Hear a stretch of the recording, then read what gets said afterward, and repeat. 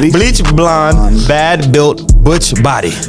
But we all come to a place like there's something bigger than this. No disrespect to atheists out there, but it doesn't logically even make sense, because if you think about it, an atheist is the most faithful person. I started going to church not too long ago, and we'll get to that a little later too. I got a little church story, but that's why I mentioned earlier, culture drives religion, like period. If you go to different regions, different things apply. Like there's parts of the world where you can't harm a cow, and there's parts of the world where that's dinner. This is fun. You know, I have fun with all this. Not an expert on the planet that is even an expert in what they claim to be an expert in. You know what I'm saying? That's facts. That makes sense? That's facts. So we're all trying to figure this out. Would there be a prophet from this society? Because you just Bingo. All right. So Jesus, why is it that word? Nobody's thinking about that, right? What's going on, my today people? My name is Wendy, and I really appreciate you all joining me yet again for another. The Dear Future Robots podcast is an audio-visual time capsule addressed to the future, but from a human perspective. So stay tuned to see what we contribute. Dear Future Robots, let's go. I just read this article a few weeks ago that talked about this brand new engine technology that can get passengers from Florida to California in just under 10 minutes. Now, if you would have told me this about 10 years ago, I would have thought that science just figured out one of Einstein's special equations that made a wormhole or something like that. I don't know. This kind of gives a new meaning to Spirit Airlines, right? Now, this is possible because flight engineering PhDs from the University of Central Florida believe they have solved a major problem of stabilizing a hypersonic engine, at least in lab tests. Now, keep in mind that I said hypersonic and not supersonic. I know there are some of you out there that have heard of NASA's X-59 project that can fly at about 925 miles per hour. Well, UCF's hypersonic design is theorized to get up to 13,000 miles. That's about 14 times the speed of the X-59 by NASA. Dear Future Robots, does hypersonic development and implementation in commercial flight change the course of cultural homogeneity and societal evolution? Now, if I can get to the Netherlands in 6 hours, work, and get back to Florida before 9 p.m. same day, that might change a few things.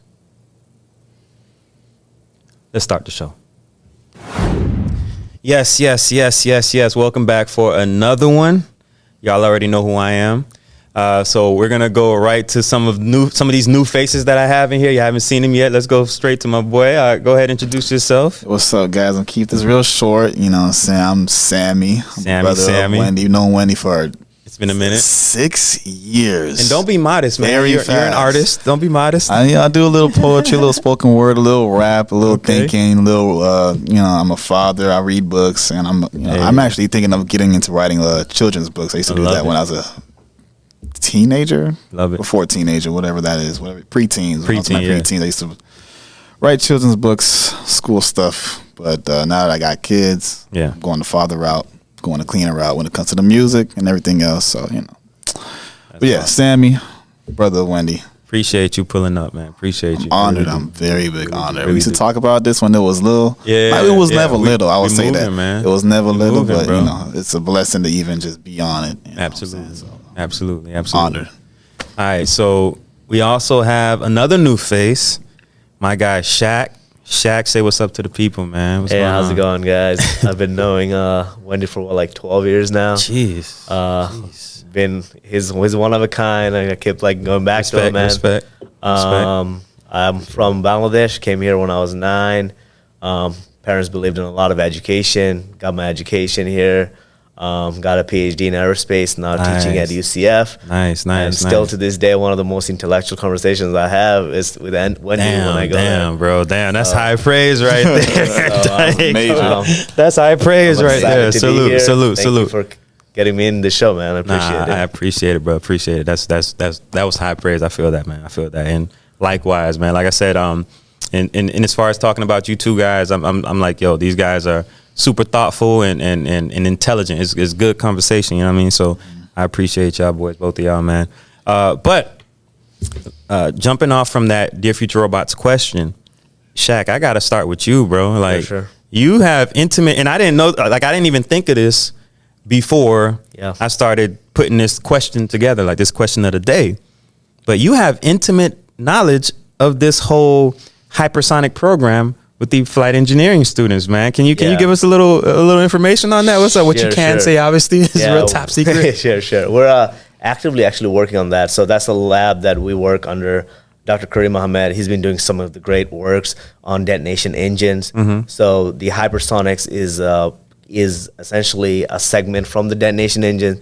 For those of you who don't know, there's two types of combustion. You have your candle flame, which is called deflagration, and detonation, which is like a shock wave coupled with a reaction. So essentially, you're squeezing more energy out of your fuel. Told y'all he was smart. So there's a concept called oblique detonation. You just have really fast air coming in, igniting the fuel at a ramp, and that essentially starts your detonation and gives you this thrust. And you can go theoretically up to Mach 13, get 13,000 miles per hour, changes the game completely. Now, this is, very still rudimentary. Right, of course. One of the biggest challenges you have is essentially this air that's coming in. So it's coming at such a high velocity. It's cold. So it's hard to ignite it, and it's because it's fast. So you have to ignite it in a very short duration of speed. But we're very excited. And we think we were the first lab to have gotten it. Experimental realizations. So we're excited, and we're getting a lot of grants and doing a lot of work on that. Right, because one of the issues when I was kind of researching this, one of the issues that they kept talking about that was kind of stifling it was just the stabilization.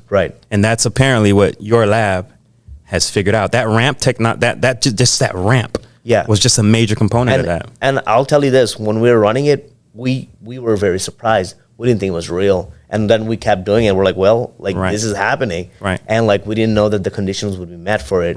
But that ramp with the conditions that we're feeding it, all of that happened to be just the right recipe for it to just ignite. Now, that was gaseous. So we need to transfer to liquid fuels because of storage issues. But, one down, next steps to go. Now, can you speak to, when you speak to that kind of that ignition point, with the cold fluid, the air. Yes, guys, air is a fluid. But, when you're talking about that, can you go into detail on when that point is exactly or no? So that depends, right? You have some kind of an ignition source. And that ignition source has to come with the fuel. And that fuel has to essentially ignite those reactants and mix in. So when you have, for example, any kind of combustion in your car, you have fuel coming in, you have air coming in, it needs to mix at a certain ratio. And then that ratio then needs some kind of an energy, some kind of catalyst in order to drive those reaction at a certain time. So it's trying to take all of that components and doing it at a very, very fast time scale. So that's the... So does the combustion point depend on the actual machine or device that it's in? The combustion point depends on how much energy you're putting, and also your equivalence ratio of your fuel and your air. Is that the right recipe? And if it's too fast and the energy is not enough at a certain time scale, then you could be igniting somewhere downstream, and it doesn't matter. It's not stabilizing. That's what I was trying to get to, So you have to stabilize at a ramp so that ignition is forced to circulate in that ramp, and that energy propagates, and now everything else wants to go. Gotcha. So it's it's a lot of getting the right recipe, the right kind of geometry in order to force that to happen. Now, can you say layman's terms? No, not even that. Well, if you feel like Dear Future Robots audience, they kind of smart. It was understandable when you compared it to a car engine. When you got to there, I was like, okay, now we're here. So think about it's actually a lot more simpler than a car engine. Anything that's super hypersonics, you're actually just looking at a facility that's just like an open air duct, and you're just smashing that air in. So hypersonics and supersonic rigs, it's called a ramjet because you're ramming all that air in. So they're actually you go on you fly, you have some kind of an engine, you drop that, and those air is coming in, and you just put fuel, air, and you put an ignition source, and you're hoping it's igniting at a certain time. Okay. Yeah, so it's just a lot of air flowing through with fuel. Yeah. Okay, understood. Yeah. That is definitely simpler than a combustion engine. Yeah, Right. because you don't have any kind of reciprocating engine and all of those recipes and everything. Pistons and all that Exactly, stuff. exactly. Right. Now, let me ask you this. Can you tell us whose idea was the ramp in the first place? Like to add the ramp, like as far as the stabilization goes. Like, and of course it's kind of theoretical because it's still in lab, but like who's So the ramp actually, so a lot of work on this stuff comes from theory. So, Right. And then we essentially do it experimentally. test? Yeah. So and we modulated those ramps at different angles. Interesting. Yeah, and what's the sweet spot? What is it? You can't. I tried. Almost got you. All right. Almost got you. All right. No. But I figure that's a major. Yeah. That's it. That's Yeah, the key right there. exactly, yeah. That's definitely the key, man. But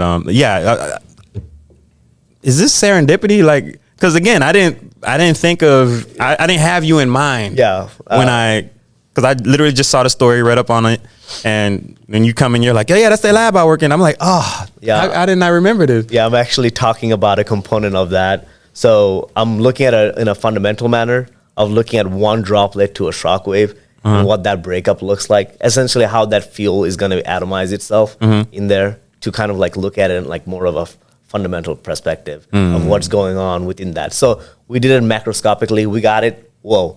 I was like, all right, like what is actually happening physically? Right. So Interesting. Yeah. That's so cool, man. Yeah, I'm amazed by that because I think that's gonna change the freaking world, man. Yeah. That's And definitely gonna change the world. one of the components was environmentally. You're breaking the sound barrier. Can you actually do that in society? Because like, what if you're breaking the sound barrier in Right. like Mills area? Like Right. people, it's harmful. But Right. with the X59, Right. it suppresses that. So like that's now something that's viable. My concern, knowing that we're in this great country, would be because it's still in labs, but would they dare use this for weapons? Oh, it starts as weapons Okay. always. Okay, yeah, exactly. I mean, Exactly. the China and US are in direct competitions for hypersonics right now. Of course, yeah. Yep. Not surprised. Not surprised. All right. Now that we got that out of the way, man, that was fun, right? I like that. I like that. I love that. I love that science. I love it, dog. We've been having plenty of conversations. I love it. But we're gonna kind of slide right into my philosophy. All right, we're gonna do that before Scrap Metal Media. I guess depending on who you are, what type of person you are, your belief system, just where you are with your own personal philosophy, this may be something that's heavy for you. Maybe if you're more logical and maybe have questions that you like to search for and figure out in life, maybe this will be fun for you. I don't know. Somebody out there might be angry, because something might be said. I'm gonna put the shades on. The shades are gonna go on at some point. But today's my philosophy is gonna be about religion and society. The role it plays amongst different cultures, the role it plays in people's personal lives, and the role it plays, or the way it rears its head in just culture as a whole throughout history, man. So what I first want to start off with, and I'll start with you, Shaq, since you left off with the flight engineering. But what I want to start with is what you grew up as, like what your parents gave you, and now as a grown man, where you see yourself, your own personal journey to source or to your God, or like where do you see yourself now? So where you started and where you see yourself. Complicated question. Yeah, I know. Sure. Yeah, it's a good one though. You're a smart That's guy. a great question. That's a great question. Let's get it. Yeah. So I grew up as Muslim, and I was very, very devout as a Muslim. What type? Sunni. That's Bangladesh Sunni. So followed Saudi Arabia very religiously. My parents are still very religious. So for me, religion was very much an important facet of my life. 16 was when I started making friends with other cultures. And one of the concepts that came up to me was this isolationism of religion. One aspect is like only the people that are of this certain religion can go to heaven. Right. And for me at that time was a very tough thing. Why are my best friends that are of different culture can't make it to heaven because they were born in a different religion? Why is that the case? Yeah, why is that the case? Right. So for me, at that point, at 18, I completely disregarded my religion. But you know, I would practice it very much in the sense of culture because I have a lot of respect for my parents and the people that, you know, I surround myself with. Now I feel like I have a very different kind of relationship with religion in the sense of, you know, if I'm like in like a quandary or something, my mind does go to religion. Absolutely. Because that's how I grew up with. Yeah. But also, like if I'm celebrating something, my mind goes to religion in the sense of like Eid or like, you know, Ramadan, so I'll fast and stuff. But the observation is on the periphery and the cultural side, and the fact that I want my children to have some kind of like a stability of religion, just for morals and everything. But I don't think to a certain degree, like I follow like Islam anymore, right? I follow like the good parts, picking the good parts of Islam and just kind of like shaping it to be my own, like, you know, my own kind of foundation. Yeah, my own foundation, exactly. Don't feel bad because that's what everybody does with religion. Yeah, so I think that's kind of been heavy for me in that regard. So that's been a journey. Interesting. Yeah, and it's always like, you know, going back and forth with religion and kind of like trying to come back to like a little bit of religion, going away from religion, and it's like, and my parents are always, you know, telling me to pray and all this stuff, and like, you know, it's never gonna happen for me like in that regard because I don't see religion that way. So. Damn, that's I think that's very interesting, and it's very beautiful in a way. It's like it's kind of poetic. Yeah, you know what I mean, from start to current, right? Yeah. And it's very. That was a really good question, though. I gotta give. That was a good question. That was a pat on my back. But no, it's eerie how very similar that is to my experience. But I'll get to I want to get to Sammy's first, man. Okay. So where you started off at? Because I already know I'm Haitian too, so I already know getting whooped to go to church. So yeah, I want to hear you. I want to hear you. Definitely, I grew up Methodist Christian. Where I'm at now, I still consider myself a Christian. Methodist Christian? Not just Christian, like follower of Jesus. Like I believe in the biblical Jesus. Go a little deeper. So I didn't. As far as for how I grew up, I don't know too much about the culture of being a Methodist Christian. I just know that, you know, that's what y'all was. Yeah, that's just what we was. It's like a title, you know. I didn't, you know, go to a Haitian church, but English is my first language, and then they read the Bible in French. So, you know, I just went to church to see my friends and stuff like that. As soon as I got old enough to not go to church and it'd be okay, I started going to church for a little bit, you know. I would go to like the youth groups and, you know, see my friends, and then that would rejuvenate my faith. But once that kind of slowed down, I stopped going to church and just kind of just figure out if what I believe in, you know, is it the real thing. Now, you know, I'm back. I'm in a place where I'm just like, you know, I'm studying, trying to figure out the source. How did the Bible come to be? How did it get to where it is? How many hands? The earliest copy, how soon after the death of the biblical Jesus was, you know, was it completed as far as like the New Testament, Old Testament?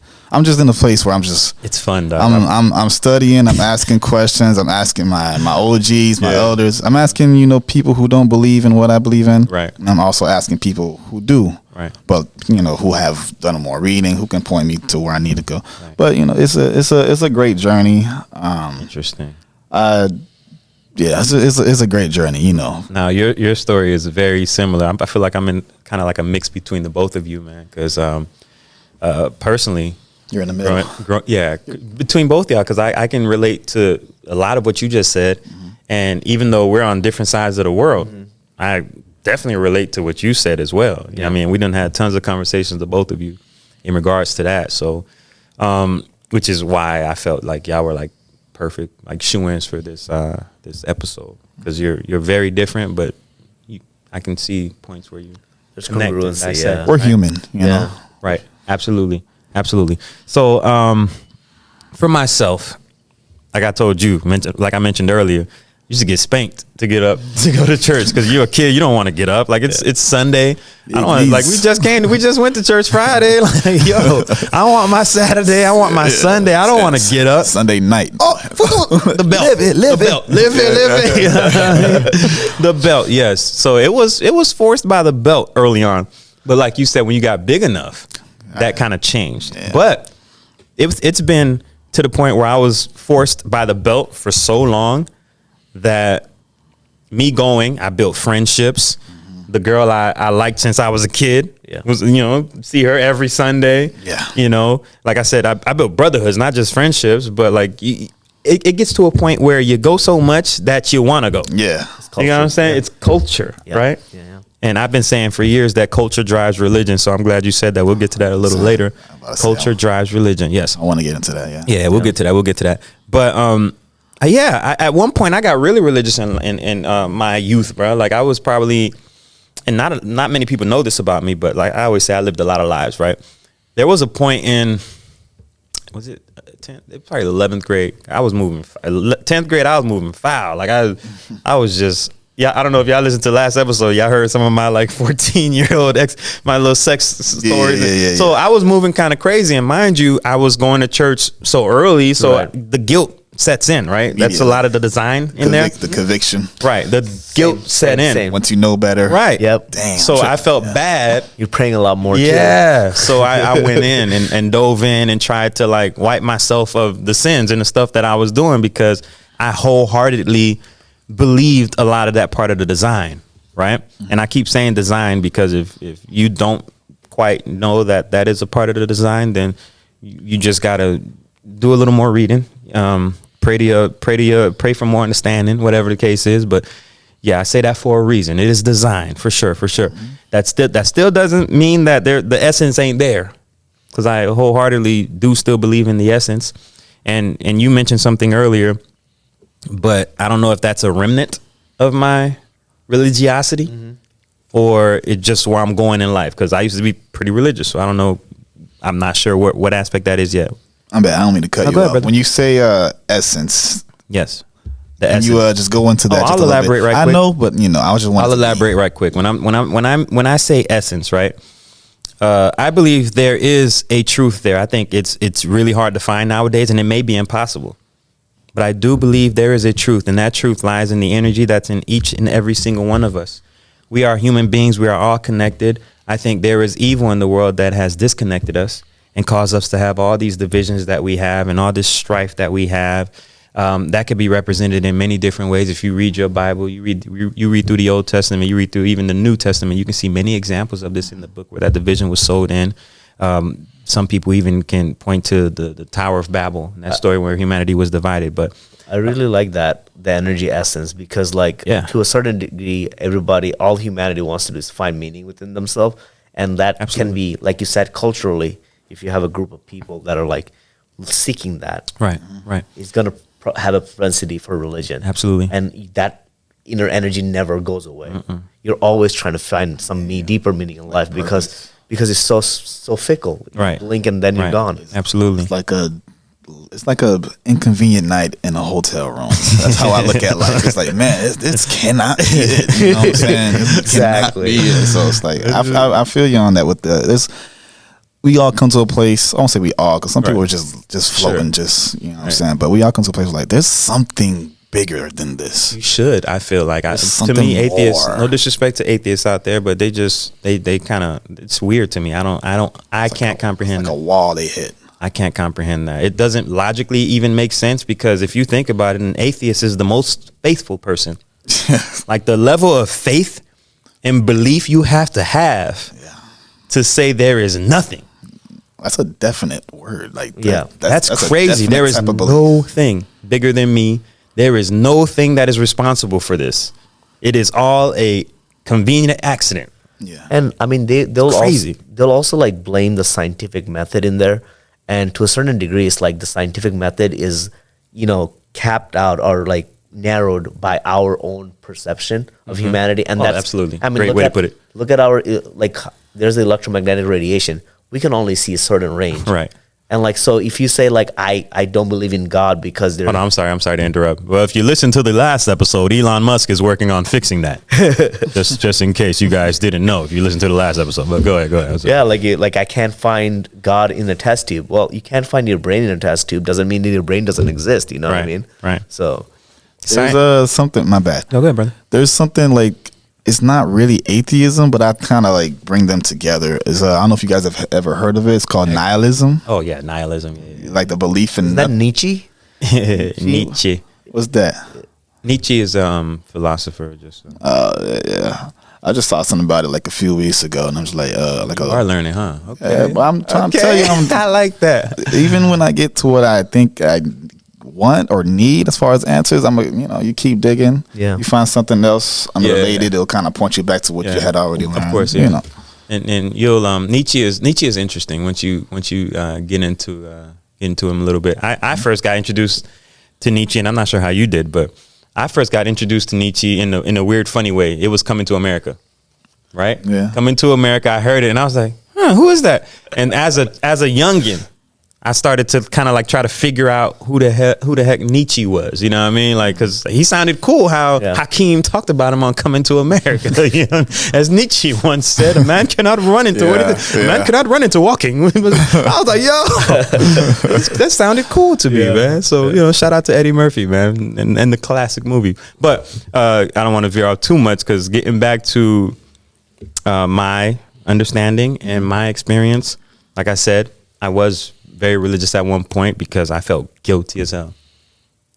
Guilty as hell, guilty for hell. I don't know, guilty, just, like hell was on my mind. Yeah, I also think that like inner essence, I mean, I don't know if it's for you, but like that guilt nature to a certain degree is still in the back of my mind. Working, like I can never, it's like, True. Are you being faithful? That's part of your foundation. It's by design, bro. Yeah, that's why I mentioned earlier, I don't know if it's a part of my, just remnants of my religiosity, but it's there and I feel it. And like you mentioned, like you kind of like go back to it a little bit, especially when you're with your parents or when you have like that grounding moment, or even for you in the future wanting to give it to your children. Right. I'm the same way. I started going to church not too long ago, and we'll get to that a little later too. I got a little church story, but that's why I said I relate to it, because I want the same thing. Like those foundations, those moral foundations that you get in that church situation, and don't get me wrong, church ain't perfect, but just that moral foundation that I believe a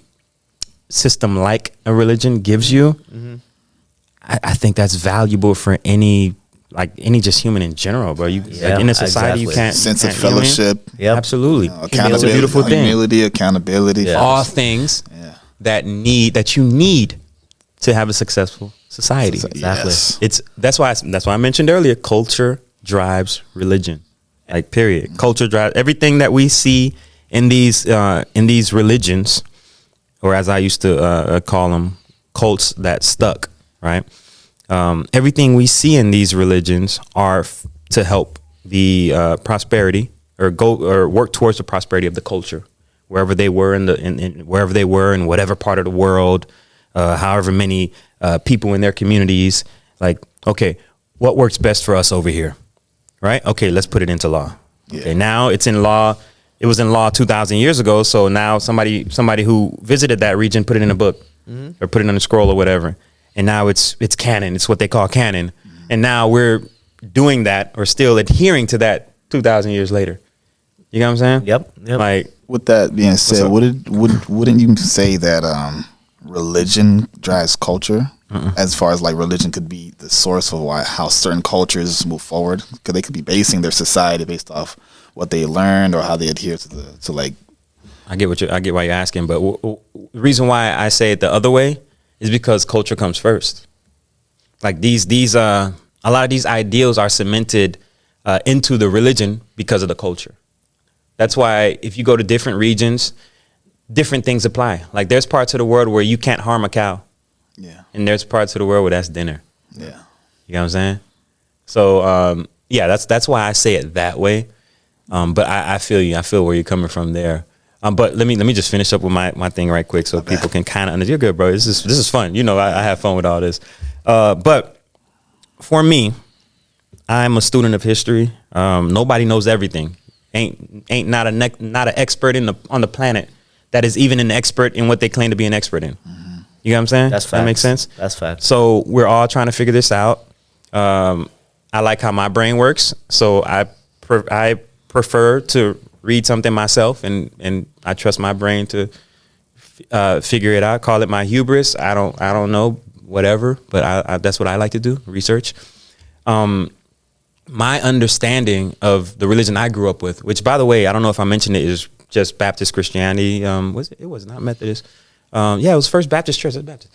But that's what I grew up with. First Haitian Baptist Church, Pompano Beach, and a whole host of other Baptist churches. But 954. Yeah, 954. You already know. So at this point, through my research of history, through my research of apologetics, through my research of said religion, reading the Bible multiple times, searching in other avenues, I've come to the point in my life where, to me, the Bible is my favorite book. Mm-hmm. Period. I don't think there's a more of a collection of wisdom that has ever been put together. Like, obviously, I don't know what was in the Library of Alexandria, but the Bible, I don't think you can beat it. And that's with me knowing the Proto-Europeans or the Romans, or like knowing they messed with it. Yeah. That's with me knowing that, right? It is still the best book to me. You can't beat it, right? But at the same time, at that same token, there's a lot of it that I know, like I just mentioned with the Europeans, there's a lot of it that I know is not necessarily factual. It's a great story, and I'm not mentioning the allegorical stuff. I mean, like, it's whole cloth made up for a purpose. You know what I mean? I mean, it gets also misconstrued. It gets watered down, as it does with culture. When we have to mistranslations, errant transliterations as well. Those are different things, but and the human factor, like the bingo.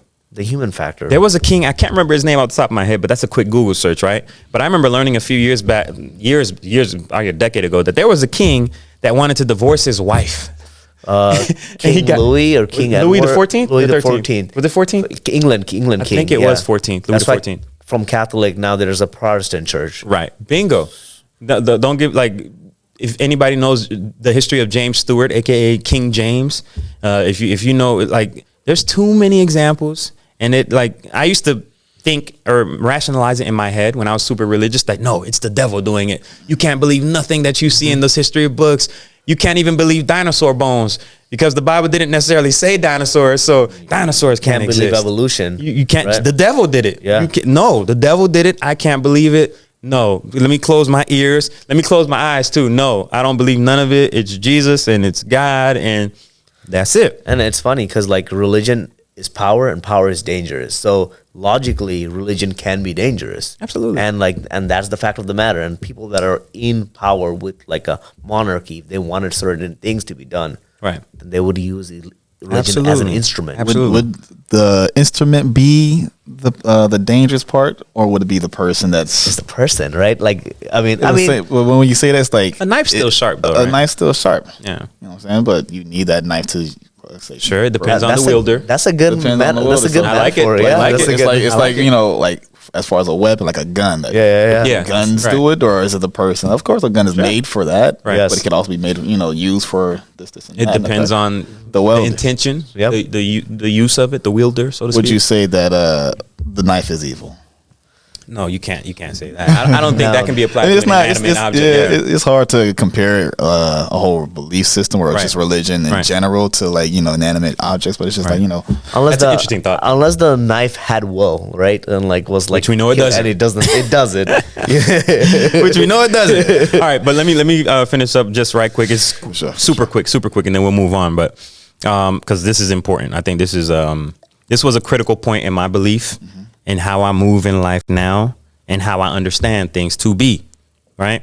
Because I feel like more so than understanding what is, I've grown to know and understand what is not, right? I feel like that's a way easier thing to do, right? That's more important. Right, bingo. All right, so Jesus is my most heralded, my favorite literary character of all time. I know that's a big one. That's a big one because I said the word literary. Okay. Jesus is, and you mentioned earlier when biblical Jesus died, you said biblical Jesus though. Like I'll say that sometimes as well. Biblical Jesus. I don't say literal Jesus. Because I don't believe that story.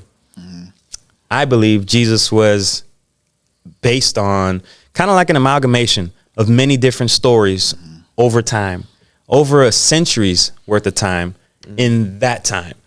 And the Roman Empire, when they needed a figure, because there was a time, if you study enough, there was a time where there wasn't a personification. There were just stories, and those stories were represented by symbols, whether it be a fish or, you know what I mean? Like, you get to the point where, okay, we need a person. Like these people, we got to shape their understanding. We got to shape the future. We got to shape how they move. So we have to shape what they believe in. So let's make this person look like us. Because another thing I believe is that the people that went into the myth or the stories of what we now call today Jesus was based on people that looked more like us. Oh, yeah. Okay. These were the people that were fighting against the Roman Empire. It's Middle East, bro. This is what they call the Middle East. Yeah, but that's another trick that they define things, and we live in a world where what they defined is what we live by. So even when you say Middle East, that puts something in my head. Yeah. But that wasn't the world back then. Right. It wasn't called the Middle East. It wasn't called Africa. Definition is power. Bingo. Information is power. There was a quote. There's a great quote. I can't remember who said it. It's a Black Panther Party member, but he says, power is the ability to find phenomena and make it behave in a way, like however you want. Like power is the ability to define phenomena and make it to behave in whatever way you want. Yeah. And that's what we're seeing here. But we get back to it. Yes, I did say that. Jesus, though my favorite character, is just that, a character. He's based off of freedom fighters, not unlike Malcolm X. I don't know if you believe in walking on water and all that stuff, but I do not. Not unlike Martin Luther King, not unlike Abraham Lincoln, not unlike, and I know he's, but there were stories about him being mixed possibly, but like all the freedom fighters that we understood, like these are stories repeating himself. Mm-hmm. Like you don't think there were freedom fighters back then fighting against the Roman Empire? That's chronicled. We know that. You know what I'm saying? And there's going to be somebody out there that says, oh, but nah, Jesus, Herodotus, he wrote about Jesus. But no, a lot of them was paid off. The Roman Empire knew what they were doing, man. You know what I always wonder, if technology were supposed to take a dive and like there are still people that has done great work in our society, you go to 1,000 years from now on where that information was lost and that information was now verbally taught, like transferred, what would there be a profit from this society? Because you just, that's what it is. What would stick? What would stick? That's how it works. And like right now in the 1,000 years, because of the technology, that's not how it works. Right. But if technology were to be decimated. Yes. Yeah. Now, isn't that funny? Because the same thing happens to all the prophets. Right. And what are all the prophets? People that come and tell you, nah, what y'all doing? I don't see it that way. Or I'm sitting here for a greater, this ain't right. That's always the case. Right. And they always get done dirty. Mm-hmm. Always. You're only a prophet if you die. Right? It feels like it, right? But what I realize is that if I'm thinking like everybody else, it ain't right. That's what history shows me. Yeah. If I'm thinking like everybody else, when we're talking about matters that really matter, like what happens after you die, the real important things. Yeah. If I'm thinking like everybody else and we live in this construct, then that's what this people controlling things want you to believe. You get what I'm saying? Mm-hmm. So, yeah, we can go all day. I don't want to. We literally can go all day on this. So let's move on. I think y'all kind of understand where I'm coming from. Yes, I am.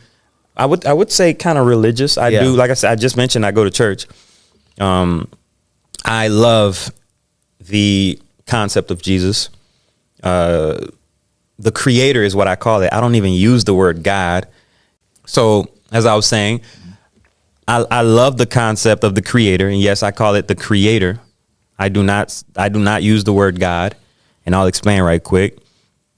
God, if you do your research, is a English word, right? Last time I checked, when you go back to carbon dating the Bible or looking up when, mostly, I don't know if y'all looked up when the Bible was made or put together, but if you ever look that up, check out the date. There wasn't in England when the Bible was put together. So why are words that were invented You know what I mean? Like After. 'cause it don't have to be that particular word. Yeah. Why is it that word? Somebody's like, yeah, that's just the word that you. No. That's not a translation. That's not a transliteration. Why is that word the one being used? Because in the Bible, you'll see like also Yahweh. You'll see all these different names. Like why is it that word?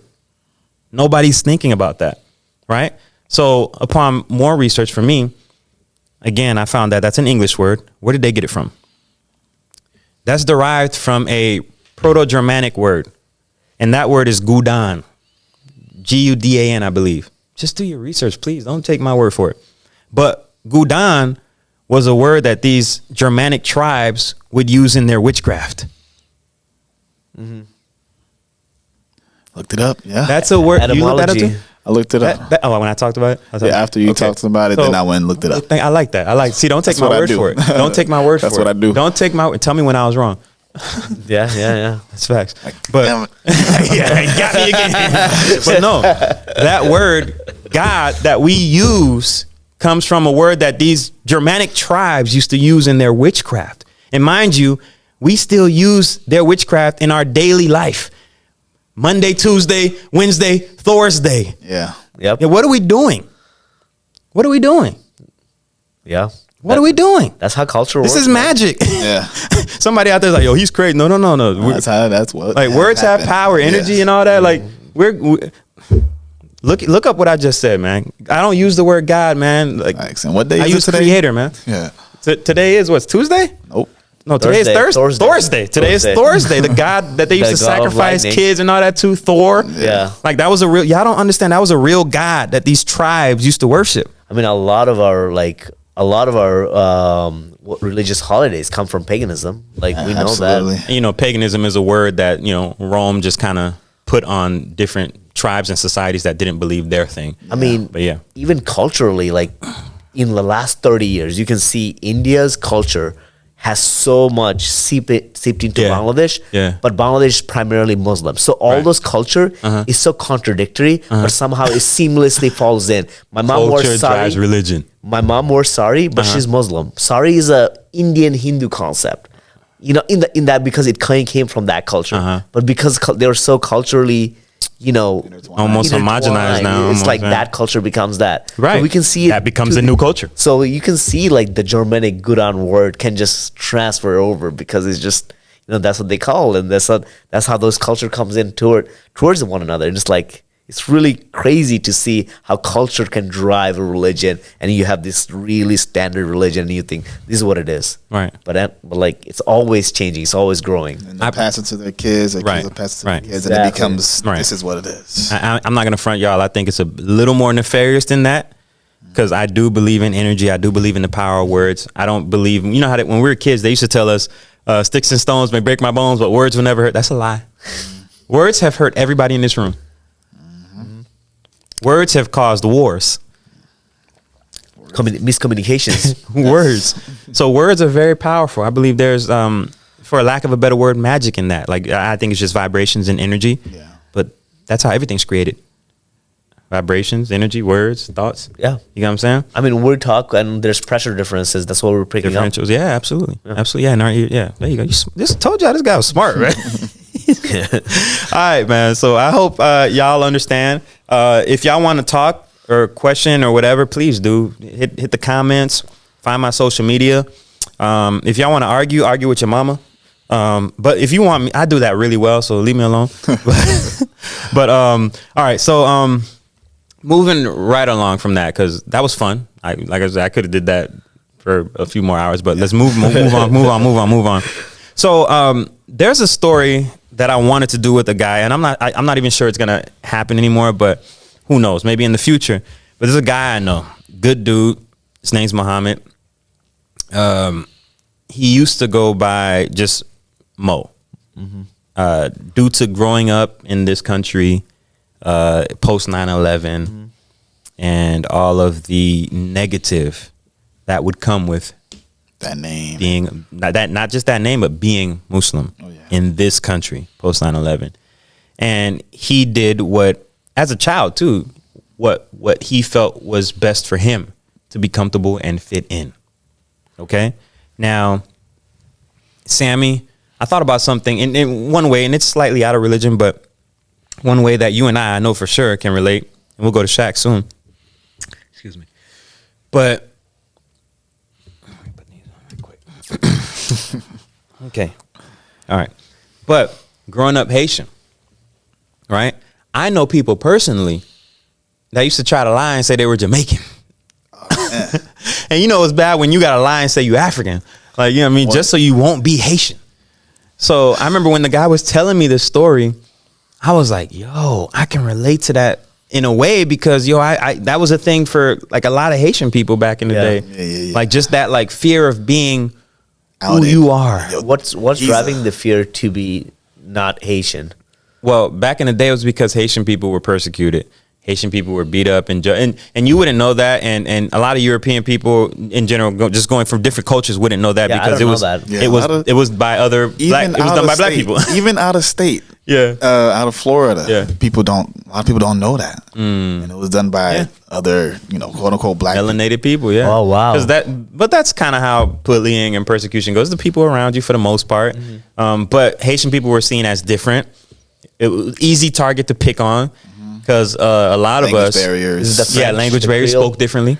Yeah, it's different than being like growing up Jamaican, where you'll just have patois, but you'll still grow up speaking English in Jamaica. And then if they bring you here at like a certain age, at least you can still communicate with others. I won't say that's the only thing that separated us, but it's just like our parents are different from their parents a lot culturally. Right. You know what I'm saying? Off the strength of just coming to school smelling like food. Mm-hmm. Oh, I can vouch for that. Indian food. Oh yeah, for sure. Oh man. Or dressing funny. Both of our foods have like a lot of spices in it. Mm-hmm. Yeah, you know I would open my backpack and people would make fun of my backpack because of the fact that it's Indian food. Yeah. I had to tell my mom like, hey, I'm gonna keep my backpack in my room and not put it here because like I got clowned for that. Yeah. I remember being a kid.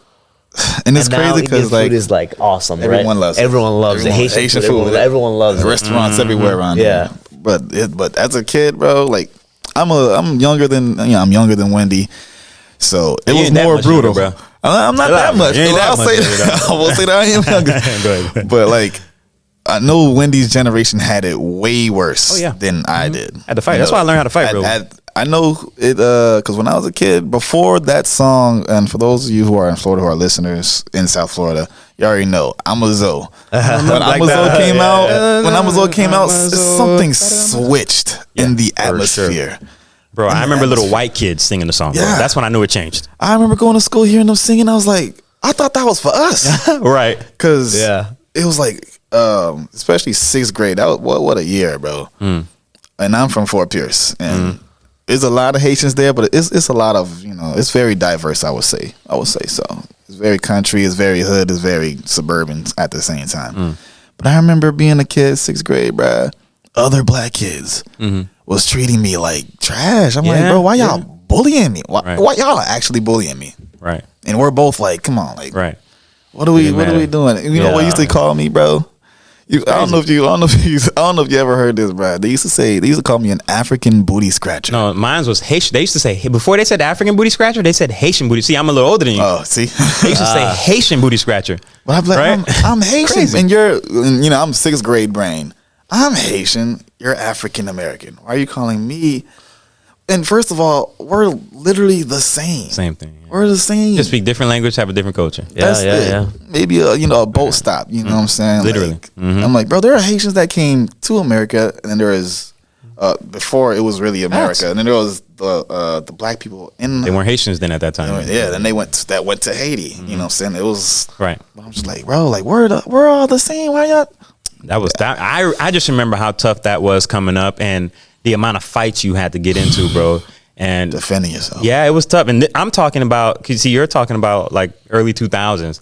I'm talking about the 90s. You had a real deal. I'm talking about the 90s, bro. We're 2000s. Different. We're the same age. Elementary school was the 90s for me, the mid 90s, bro. Like early mid 90s. That was woo, boy. Different era. Different, bro. Like very different. And you had no help. Hardens you. The other Haitian kids was your help, but y'all was all getting jumped. Yeah. But by the time we got to middle school, things was we was fighting back. Yeah. I mean, that changed a lot of things. Yeah. But getting back to the religion portion, man. I just remember when Mo was telling me the story, man, and it just kind of hit me like, damn, dog, how bad must it have been? It must still be, because honestly, he was kind of awakened by the stuff that's going on in Palestine right now. Yeah. Right? Yeah, right. That kind of awoken something inside of him, like a fire inside of him. Yeah, like a trigger. It was definitely a trigger. I can relate. I bet. Yeah. I bet. So I hope we can do that in the future, just so you guys, DFR, My Today people, you guys can actually hear it from the horse's mouth, so to speak. But I'll just leave that there, just in case we do actually do that episode. But something that you mentioned, or you guys mentioned, wanting to get back to when I mentioned it way earlier, but cults that stuck. I ask anybody out there to find a religion that didn't start off as a cult. Well, I mean, what's your definition of a cult, right? New ideas, new concepts, usually small groups, right? Like a tight-knit group. Yeah. Strict rules. Yeah. People that have been wanting change, wanting something different, usually fall into those very easily. Yeah. People who are maybe disillusioned or dissatisfied with the stat quo. Yep. Right? Like, for instance, if you study a lot of the histories of Islam or what was called Mohammedism, you know, that didn't start off as a huge army. No. Christianity didn't it start with 13 people? I always like to say, I mean, I agree with you. Like, it's a cult. It's just a cult that's big. Well, I said, it got big. It got big, but that's why It you didn't can't start call off big. Like, that's why you can't call it a cult anymore. It's no longer a cult. But Yes. That's why I say religions are cults that stuck. Exactly. Yeah, that's stuck. Yeah. That's the delineating factor. That's the line in the sand. Yeah. How long did this last? 80 years? Okay, I think that's long enough. 80 years might be 80. I mean, like, if you take Jesus' blood and drink it like wine, right? Like, people are drinking Kool-Aid. What's the difference? You're telling somebody to drink the same thing, and people are doing it nonchalantly. Symbolic, yeah. It's a symbolic thing. And, like, you know, a cult is a small group, people that are following the same thing the leader is telling you to do. You're not doing it because of the Bible, which is the same thing. Look at Jim Jones. They were drinking something else, but I think I'd rather drink Jesus blood. I'd rather drink Jesus blood than what they were drinking. Exactly. I don't want to drink what Jim Jones is. It's just a metaphorical. Right. And for y'all that somebody out there, some smart person, some inquisitive person is like, damn, I wonder where the Eucharist, or not even the Eucharist, but the blood and the body of Christ. Yeah, Eucharist. Yeah. Where that comes from, if you look into the Greco-Egyptian rulers, you look into one particular guy named Ptolemy. I believe it was Ptolemy the Fifth, Soter. Ptolemy the Fourth was from Alexander, right? Yeah. Then the fifth was the fifth. Yes. Okay. So this is Ptolemy the Fifth, Soter. If you just research him, I don't know, you can probably Google, because everything is Google and how you type it in. Maybe Ptolemy the Fifth and the body of Christ or something like that. Ptolemy the Fifth and the Eucharist, or Ptolemy, But that comes from what they used to do back then. So there was a festival that he supposedly started, where legitimate, like, flesh and blood was consumed. You know what I'm saying? I'll leave that there. Somebody out there will research that. All right, so let's move on, man. Culture drives religion. Are we good on that, or do y'all want to? Because we kind of touched on that, and I felt like it was enough. But if y'all want to talk about that, we could talk about that as well. Because that's something I've been saying for years, bro. Culture drives religion. I would say, how do you guys think one can separate culture from religion? I don't think. Well, you can. Like, there's a religious societies out there. I mean, also there's cultural societies out there that doesn't have religion, like a country's culture, like American culture. Even though that's not really a thing, but like like the French culture, they're like cheese, baguettes, and all that stuff. Nah, American culture is a thing, bro. I think there's pride and and guns and steak. Hell yeah, that's a thing. Hell yeah, that's a thing. What do you mean, machismo, man?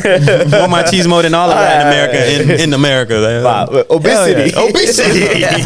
You can't tell me I can't be fat, Devin. All right. So That's my, again, I've been saying this for probably a decade now. Culture drives religion. So that's just a thought I kind of came with, and I like it. So I just keep saying it. Yeah. And I haven't heard another idea that has changed my mind on that personally. That's why. So I keep saying it. You know what I'm saying? Okay. So here's an example, right? A good friend of mine, Jeanette, what's up? But we were having a great conversation the other day, and I don't know how it came up. Maybe I was talking about breakfast and eating bacon or something, making bacon. And she thought, oh, you eat that? Essentially, like if somebody says, oh, you eat that swine? Something like that. You know, Okay. that's I'm paraphrasing. But that brought up that conversation, like where it comes from. Yep. You know, why do people do it? And just piggybacking off the culture drives religion conversation, people didn't start doing it because people didn't stop the consumption of pork because it was some holy type situation, or, oh, you must not do that because it is not a sacred, you know what I mean? Like it's, you know what I mean? That wasn't the case at all. I think people understand, well, not everybody, but there's some people that understand now, or we understand, I should say. This is prior to germ theory, right? There was a bug going around. I'm gonna just say, I'll say bug colloquially, but there was a bug going around called trichinosis. They didn't know that at the time, but this thing eats your brain, right? So if you were undercooking pork back then, you caught this because your pork has to be cooked to a certain temperature to avoid it. So imagine if there was some livestock, some swine that were infected with this, and the people in that region were obviously eating the pork. Now everybody starts acting crazy. What does culture do? Let's spread this message. Yo, y'all can't eat. They don't know that these pigs are infested or infected. The same thing. They don't know that. So what goes around when we still using they using carrier pigeons? Yo, don't eat pork. You can die. You can go crazy. Yeah. We've seen demons go into people, right? Because we're talking about a superstitious time. So demons is a thing people believe in. I mean, when there's no science, what are you gonna do? Superstition. Yeah, there's two aspects to that too. Is like pork has a little more of a propensity to get that because they just like being in dirty environment. So the likelihood of that is just higher. But that's not the only animal that does that. You know what I mean? But there's tons of animals. But you know, that probability just goes up. Sure. So people are not cooking in the right way. So the propensity of that to happen in a certain way to drive that environment, to drive that factor religiously just goes higher. Right. Culture. And statistics in that again, you know? Culture. Yeah. Culture. All right, so it's kind of like alcohol too, right? Like with Islam, you saw there are 3 Abrahamic religion. You can drink. Islam was like, no, these people are acting crazy. No alcohol. No alcohol. Well, in Christianity, it was avoid drunkenness. Yeah. Right? So avoid drunkenness. And Islam saw that, that ain't, I don't know. That's not it. That don't make sense. You know what I mean? Each one built upon the predecessor. Exactly. Or each other. Yeah, sure. Which is freaking amazing, man. How could you not love this stuff? We're going to have to do different parts to this because there's no way we can cover everything in just one segment of my philosophy, right? Yes. But we're going to have to do another one for sure.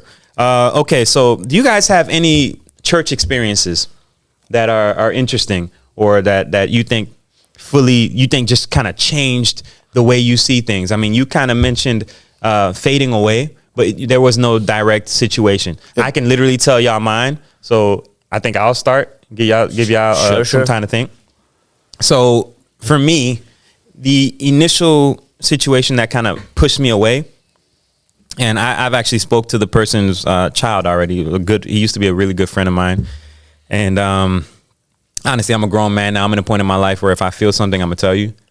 You know what I'm saying? I don't like straightforward. Why hold it? Beat around the bush. Straightforward. I don't like beating around the bush. So I was holding this for years. So when my mother passed away, for those that don't know, I lost my mother at the age of 18. Rest in peace, beautiful soul.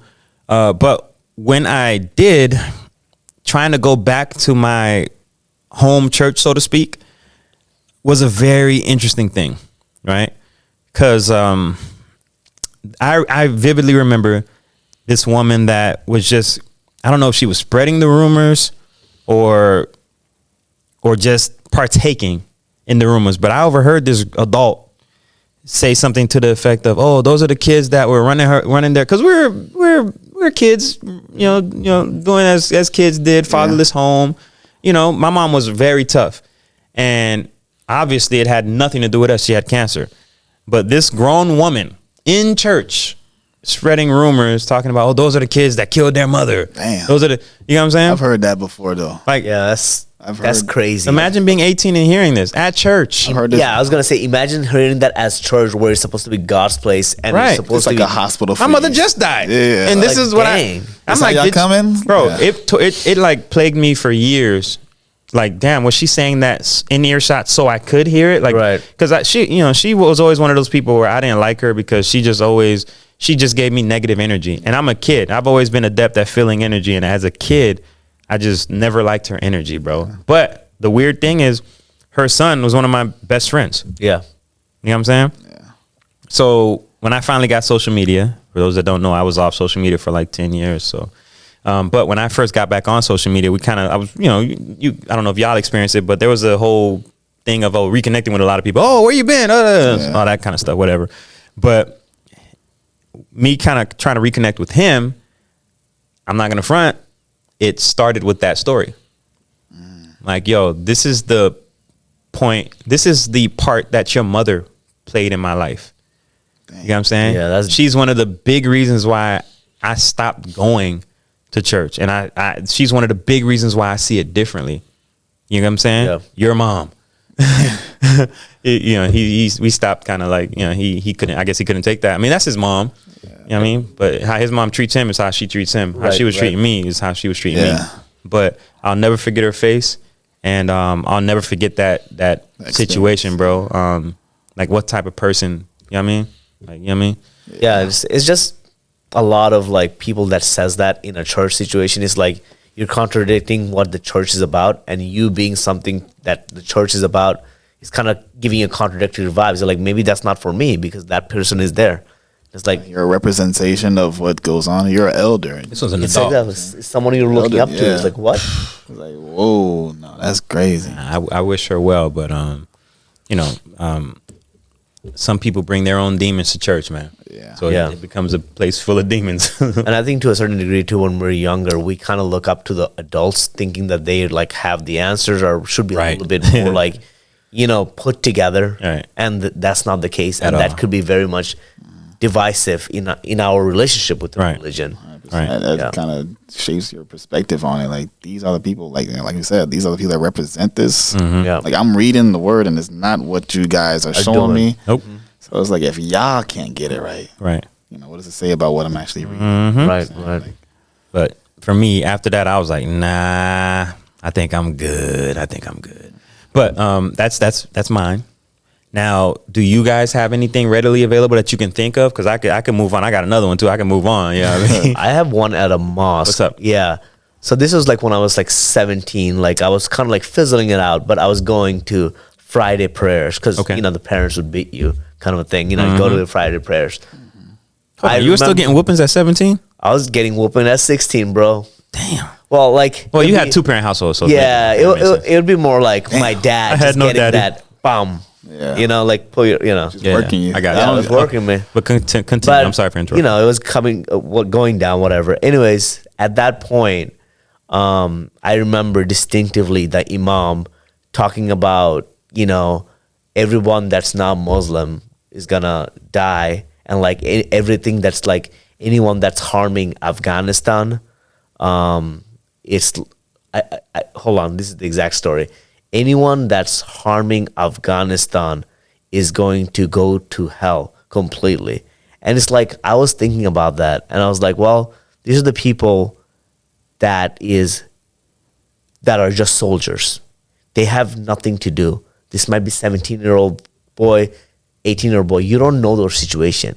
Just condemning the imam to those people to hell and kind of just praying for that to happen to human beings that, as religion says, in Islam, one of the things that they say is peace be upon to all. Right. And everyone's religion is their religion. Yeah. And whenever I go up to the God, that is like it's mine and your relationship. I can't tell you anything about other people's relationship. And this imam was going out of his way to like, you know, saying that they should go to hell and having a prayer for that. And I was like, nah, man, I can't. Yeah. This is just like, I'm listening to this guy rant for like 30 minutes. I'm like, I can't. That's wild. Not surprising. Yeah. But that's why. And for those out there that don't know, an imam is kind of like what your pastor would be, kind of, right? It's the leader in a mosque, right? He's the one leading the prayers. Right. Somebody out there doesn't know what an imam is. So. He's the one in a Friday prayers giving the sermon for an hour, 2 hours, whatever it is. Literally what a pastor is. Exactly. Exactly. Just on Friday, not literally Sunday. the same thing. Yeah. Okay. So that's crazy. So for I guess this is not really a church story, but this is just my experience right now, right? So like we mentioned earlier, like I mentioned, I want my children to have that base, right? I say prayers. I say Psalm 34 verse 7 to my children every night. Okay, because that was done for me every night. I have it tatted on my chest. I believe firmly. I believe I have angels protecting me, or you know, just that energy around me. You know what I mean? I don't want to say angels because that's like, again, European definition. Yeah. No. Right? But I say it to them every night, right? Because that's what we did. So I've been searching for a church home or a church family that, one, I deem suitable for my family, for my children, I should say, and also for my spiritual nurturing, right? I'm not going to say that I need it, but if I'm a sit in there, I don't want to be annoyed by what the preacher is saying. Yeah. I don't want to sit there like, damn, like I can go up there and do better than you. I don't want to. And shout out to him. Somebody out there listening knows what I'm talking about, knows who I'm talking about, knows what church I'm talking about, but I won't say the name because and I like the pastor. He's a very nice guy. I like him.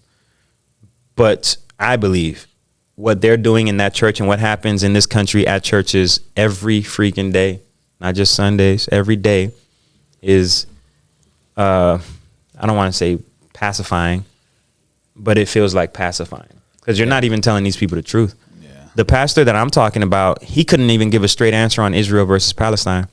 It's political at that point. Yeah. He couldn't give a straight answer on homosexuality. He's protecting. Yeah. Can't give a straight answer, bro. He's protecting his job. What are you doing? Yeah. He's protecting his job. In the Bible, it speaks about Christians that are lukewarm. Yeah. Right? Them out. Lord's going to spit you out. So I'm like, how do you not give? We're talking about Israel and Palestine, babies and kids. Like, how do you not give a good? Like, okay, if you're say you believe exactly in the Bible, right? There's people that do. They believe exactly word for word, everything. Then you should be on Israel's side, right? So your answer should be Israel's right, no matter what. Period. Israel is right, right? Right. That's what if you do.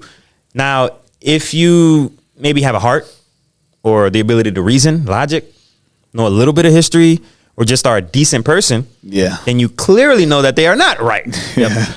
You clearly know that they are not right. You clearly know that Israel is wrong. Right? Absolutely. How in a church in 2024 can you not give a clear answer on Israel and Palestine? As a grown man, as a preacher. Oh, you working for the for the offering, bro. If you have some compassion in your heart, bro, like, come on, just say it. Just say it. Who cares who it hurts? How is that 143 countries in the world condemns Israel, but U.S. cannot? It's just a facet of our environment. Don't make sense, right? It's a facet of our environment, man. Well, let's get into it. Big money, big corporations. Absolutely. They're driving in this country. That's if we're gonna keep it. You want to talk about election year? You know what I mean? Like, you don't need that money. You need that money. Money drives that election forward. You piss off the big guys, you don't get the You don't get the votes. Yeah, our votes don't matter. Yeah, I mean they do. Right, but like, see, it doesn't drive policy. Right. See, these are some of the, and we can get to that when we get to politics. But these are some of the inconvenient truths that people don't want to approach. Bro, I'm sitting in the service and I'm hearing what people get high about and what they allowed to get them excited. I'm like, that did it for you? Like, he ain't say nothing.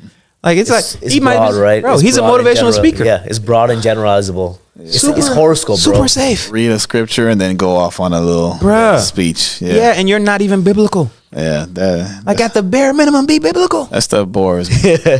Be biblical, bro. What are you doing? It's because people don't, they don't really practice their religion. They just go to, the service on Sunday for that quick pick me up. Hey. I need this for the week. What'd I say? culture drives religion. Yeah. All right. Now, I think that's a perfect spot to stop at. Unless y'all got anything else to add, I think that was perfect. No. So again, if y'all tried to skim through and find a spot, this was about religion and society. And I'm gonna call it just part 1 because I feel like we're gonna have to, put our heads together and figure out what, we can do this again because I'm having such fun. But yeah, I think that was it for my philosophy. We're gonna go right to Scrap Metal Media. All right. Cool. Welcome to Scrap Metal Media, where all news is two-faced. Take it or leave it. All right, so I think that's enough of this. All right, yeah, I'll put those back on. I'm gonna have to put these back on at some point, but for now, I think we're safe. I think I'm safe, right? All right, so I'm definitely gonna have to put these right back on, actually. Because what we're gonna start off with is unfortunately the attack by the IDF on Rafah. See how I just had to get really serious right there, right? I am honestly in disbelief that this is still going on, that this is still a thing. Okay, so for those that aren't kind of in the know about what's been going on. In this particular instance, it happened on May 26, 2024, right? Just last week. A few weeks ago? Yeah. 2 weeks ago or last week? Last week. Yeah.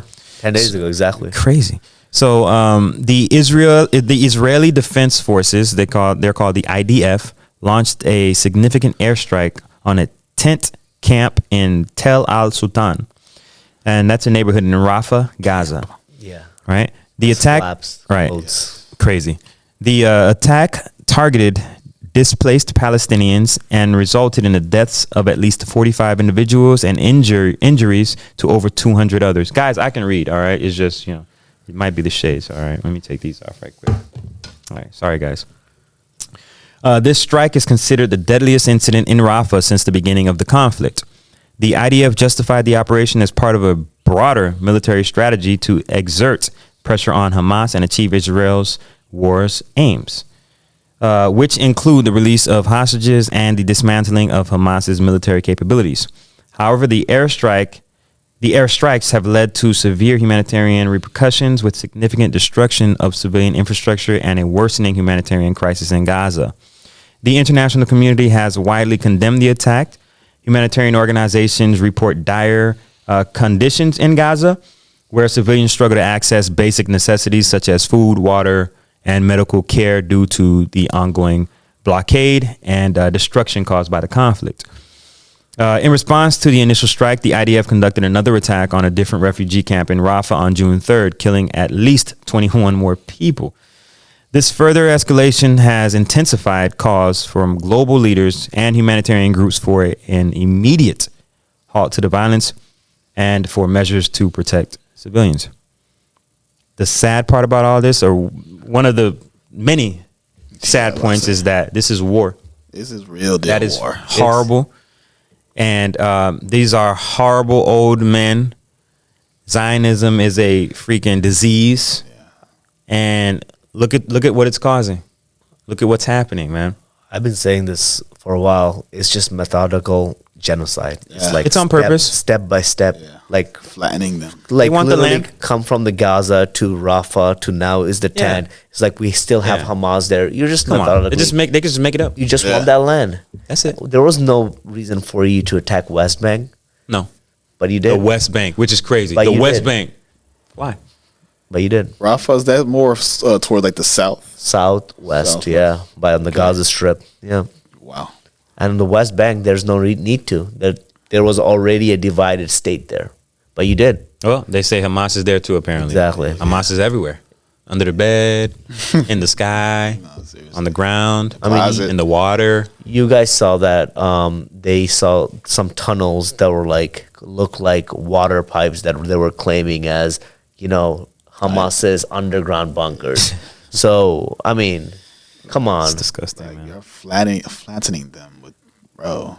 Disgusting. It's literally like going back in time and you taking your missiles and attacking cavemen with just They have sticks, and you're like using Then getting funded guns. for it. Yeah, it's like Yeah. these people can't defend themselves. You're literally slaughtering them like lambs. Saw a video today, bro. This was crazy. Maybe it was today or yesterday. It was these two kids. This dude was in Palestine interviewing kids who I guess went out of town to try to get food to bring back home. He asked them, he's like, "What are you guys doing here?" And they're like, "Well, I was just looking for food." He's like, "How do y'all feel right now with all this going on?" And the kid was like, translate. He's like, "I want to die." Damn. Yeah. That hurts my I heart. kid you like, kid you not like. That hurts. One was like 8, and one was like 11. That hurts, I'm just bro. guessing that's all of it. And they both said that. That I want to die is going to turn to I want to kill. Because Bro, I would feel the same way. Yeah, You know, I'm still here, and that's- I still feel this. I want to kill. And it's like, you're trying to get rid of terrorism, but what you're doing, You're birthing you don't think you're exactly. That's why they're trying to get rid of as many as possible. Yeah. Exactly. You Get so the slick. kids. Get the kids. Yeah, even them, Mike- because they'll grow into. Yeah. exactly. Think about that. Like every time America or any other country tries to suffocate some kind of ideology, yeah. those ideologies become more strict, and then they attack you. Yeah. Afghanistan is a facet of America not trying to go to, like, trying to suffocate Russian influence into Afghanistan. Soviet, That's where yeah. it comes from. And now those people attacked you, but gave them the weapons. Literally. Literally. They just did that like 2 years ago. Gave them the weapons again. Yeah. Like, you know what I mean? Is this something that I can see really stopping? I know, everywhere, the talk has been, will there be a ceasefire? Oh, now they're trying to say, because I just saw this like yesterday or 2 days ago, I don't know. They're saying, oh, Hamas is not agreeing to the cease. Yeah. I saw that. Will Hamas agree, yo? So now you put it should on not. them. I Yeah, saw exactly. in the comments, Israel must not stop until Hamas is completely gone. Gosh. Hamas Regular is- people too. Hamas is regular people. It's just another word Literally. for it. They once all that we're literally watching a genocide. It reminds me of Taliban. Remember that word? Exactly. Yeah. You look at that word, I believe it meant student. But it's a foreign enough word that we don't know what it means. Get rid of them. And you could just say, oh, we got to get rid of the Taliban. Yeah. Just this made up, trumped up thing that you It makes create. them not human. It makes them. you go. Oh, these are just those people in a faraway place. It's a narrative in a movie. Yeah. This is something that's going on. They need to handle that. Right. They You need know, to fix that. It is kind of, to a certain degree, it is kind of crazy to watch this happen, and then also watch 9/11 happen, and seeing that if the social media didn't exist right now, because how the international community was at first, it would have been all of Gaza would have been Hamas, and it would have been completely wiped out, yeah. and we would have been fine with Oh, it. yeah. Mm-hmm. And like, I'm so happy in that regard that there's those people Documenting. have some voice where the Right. international community can come in and condemn that, Right. even though it's not doing any good. Well, Because who holds the power? Right. And you know what? I'm gonna go one step further. No disrespect intended, but y'all know I speak freely. Shades on for this one. Respectfully, Oh. absolutely. The shades will be going on. Excuse me. The shades will be going on. So when you just mentioned something, right? Now, yeah, I mean that could be said. When you brought up 9/11, one could say that there was a juxtaposition that was made, or there was a positioning of October 7th, Oh yeah. and how they were That's using fair. that Facts. in order to Facts. right. Now, I think unfortunately there was a lot of innocent people killed. I mean, there's tons. We can go down the rabbit hole of conspiracy theories. I don't want to do that, but I will say how I feel based on all the facts and evidence that I have actually been able to see or been privy to. Right. When you talk about 9/11, I mean, there's all kind of craziness out there. There's all kind of things that I even believed in back in the day, like Loose Change, Zeitgeist. These are all old movies from the mid 2000s that, or mid late 2000s even, that were supposedly exposing 9/11 as a hoax, and that our country actually, it was a false flag operation that our country did to be able to give us reason to go into Afghanistan. These things actually do happen. If you got history heads out there, the ones that know about the sinking of the Lusitania in World War I, like these are things that actually happen. CIA has a hand in a lot of CIA things. has a hand in a lot, right? So for those that do understand these things and how they actually work and the realities that exist therein, it's not far-fetched, because Israel is somewhat of an extension of U.S. hegemony, U.S. power, it ain't far fetched to look at it and be like, okay, y'all probably let this happen. So that y'all can push this and have this reason. They don't want to let go of the hostage. Well, if they let go of the hostage, y'all probably gonna drop a nuke. Something.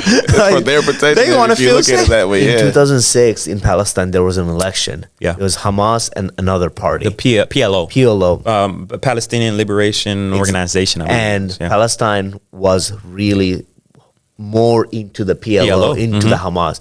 But you know who was funding Hamas? Netanyahu. If you have an enemy to direct your focus to, you can always claim that land is righteous, and you can always be like, they're the ones that are doing it. But like, if you want to like reconnect with the neighbors and understand and eat food with each other and understand that, they don't want that. That's different. And if you and it sucks because unfortunately it's like inextricably tied to the actual religion that millions of people have, called Judaism.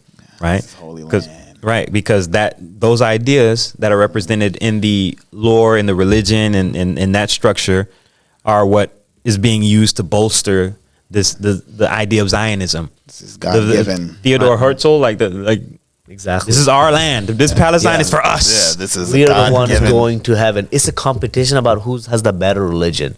Yeah, bro. But it's like, first of all, these people were there. They were disenfranchised people. These were Europeans coming over with money. They just adopted a religious system, right?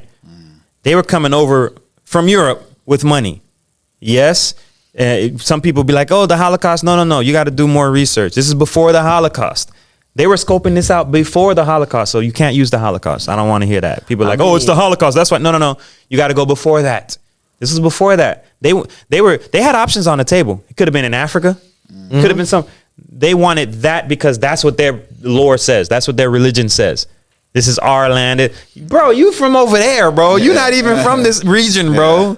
Like, what are you talking about? I mean, and to a certain degree, too, xenophobia and all the European xenophobia and American xenophobia was really real. And we're still overcompensating for that because of the atrocity that happened in Germany. And because we wanted to give them a land, but we didn't want to deal with that population. Not the land they were like, go here. We scoped this land out. Now we have right here because you have that land. And I believe that was Britain was the main spearhead of when they still had some power, Britain right? And the United States, and the United States when they still had a little. Britain still had a little power, but yeah, this is it's so messed up. And I talked about this on an episode maybe 10 episodes ago, where I briefly touched on it because honestly now it's a bit more acceptable to actually tell the truth or tell it how you see it. Back then it was like, oh, you better not say Jew you say Jew, and I don't care. Like, it's kind of starting to turn just a little. Absolutely, history is not going to look kindly on them, man. Not at all. There's also a couple of things where we're getting hypersensitive, even just about the word Jew. If I say Jew, it's like, no, you can't say it. It's like, no, that's a religion, dude. Right? Like, I'm not. You need to learn. You need to understand what I'm saying first and critically think about that. Then getting like triggered about a word that means a religion. Right. Literally a person, participant in a religion. And why are you getting offensive about a religion that you're even not? That don't even make sense, bro. It's like that's like that white lady trying to tell you about your feelings as a black man. Exactly. Like, yo, lady, leave me alone, man. What are you talking about? Can't say, don't say, Come on, man. Come on, man. Yeah. All right, so I am hoping, obviously, for a ceasefire. I'm not going to say I'm optimistic about what comes after that, even if it happens. I'm not optimistic as far as as long as Netanyahu is in power, as long as his cohorts, those evil, I don't curse, but you know what I mean? Yeah. Those evil mugs, as long as they are in power, no respect. He needs to be brought up on charges. Those people need, not just the Israelis, not just the Jewish people or the Israelis that exist in other parts of the world. I see them protesting all the time, but how about the ones there? Like, stand up. Like, you know what I mean? Say something. Like say something. It's your government, not you. But a lot of them are brainwashed, though. Yeah. There's a whole bunch of them that are brainwashed into Zionism. I mean, the thing is, Israel, the way they get you in, the whole country is built in a mindset that everyone is going to attack you and this Holocaust is going to happen again. So you need to be prepared for that. And everyone else is seeing, I mean, first of all, Netanyahu, what he's doing has not been good for the Jewish community as a whole in the world, has not been good. They've been getting lashbacks, right? And that's Netanyahu, right? That's Netanyahu, yeah. But these people are ingrained to think about that I need to fight these people. So where does all that energy goes? Wherever the government is saying like that's your enemy. Yeah, and it's for religious purpose. That's crusade. Absolutely. You're doing it in the name of God. Damn, that's it right there. This feels like a crusade. Exactly. Damn. History repeats itself. Just feels like a crusade or rhymes. Wow. Yeah, man. All right, man. So again, prayers up, good energy for the people of Palestine, the people of Gaza, for all the people, not because we just focus on the women and children as if the men don't matter. Exactly. I matter, bro. So right there too. Everybody, prayers up for everybody there. Because again, we treat the men like they don't matter just because they can hold up a gun. I would be there holding up a gun, bro. Yeah. Prayers for me too. If I'm out, like those are straight up people. They believe. Prayers for me too. They have fear. They're scared. Yeah. Come on, man. It's so easy to disregard it, from like our land, because like that's just so far away. Right. When I was a kid, thinking about like the war in Iraq and all that stuff, I'm like, oh dang, man, they going through it over there. And then just play some video game, just go on with my life. Call of Duty. Yeah, play my Call of Duty. You know what I'm saying? Like get cussed out by some kid online, but it's like it's crazy. You get older and it's like, yo, you see more images because, like you said, with the social media, how it exposes more. Like when I was a kid, like the most that I would see would be like whatever is shown on the news. After it's been reviewed and filtered and exactly. And then it gets to you. Then it's like, let's show them what they need to see so that they can feel this way. Man, you go on like Twitter or TikTok or whatever will just display from people, not journalists, like from people, real people on the ground. Right.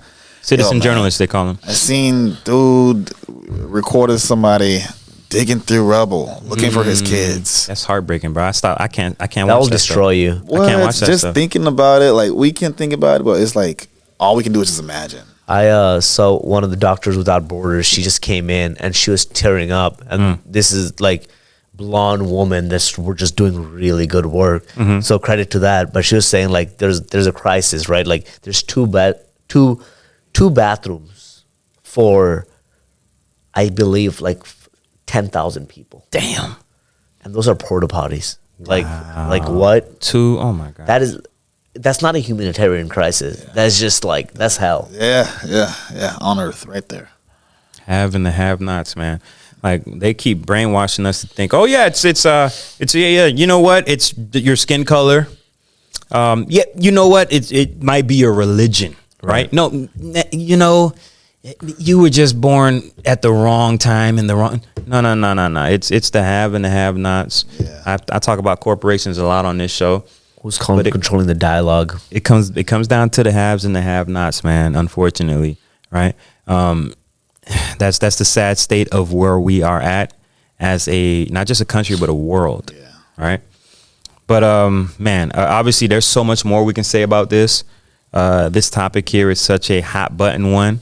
Again, rest in peace to those souls lost, and that's on both sides because there's innocence on both sides. Absolutely. You didn't expect us to say that. Absolutely. Come on now. Come on, we're human. We're human. We're reasonable people. Hearts, right. We actually do have hearts. All right, but we're gonna pivot a little bit, move on from that, get into some American news, right? One specifically, Donald J. Trump. I'm gonna call this little topic trumped up charges, maybe. So for those that don't know, again, I can take these off now. For those that don't know, former President Donald Trump faced 34 felony charges related to business fraud. These charges were connected to allegations of falsifying business records in connection with hush money payments made before the 2016 presidential election. The charges stemmed from an investigation by the Manhattan District Attorney's Office.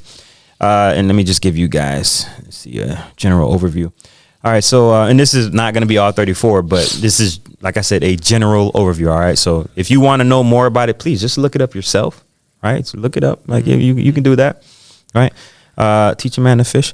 Okay. So falsifying business records. That's the first one. The primary accusation was that Trump through his business entities, falsified records to conceal improper payments. These payments were allegedly made to suppress negative information and influence the 2016 election. All right, so second bullet point here is also the purpose of the payments, right? The payments in question were allegedly intended to silence individuals with potentially damaging stories about Trump, such as the infamous adult film actress Stormy Daniels. Her testimony was very weird to me, but let me get to the third bullet point and then we can touch on that. In regards to the 34 charges were legal violations, which were the falsification of records and how they were framed as a part of a broader effort to violate election laws and other statutes by hiding the true nature of these expenses.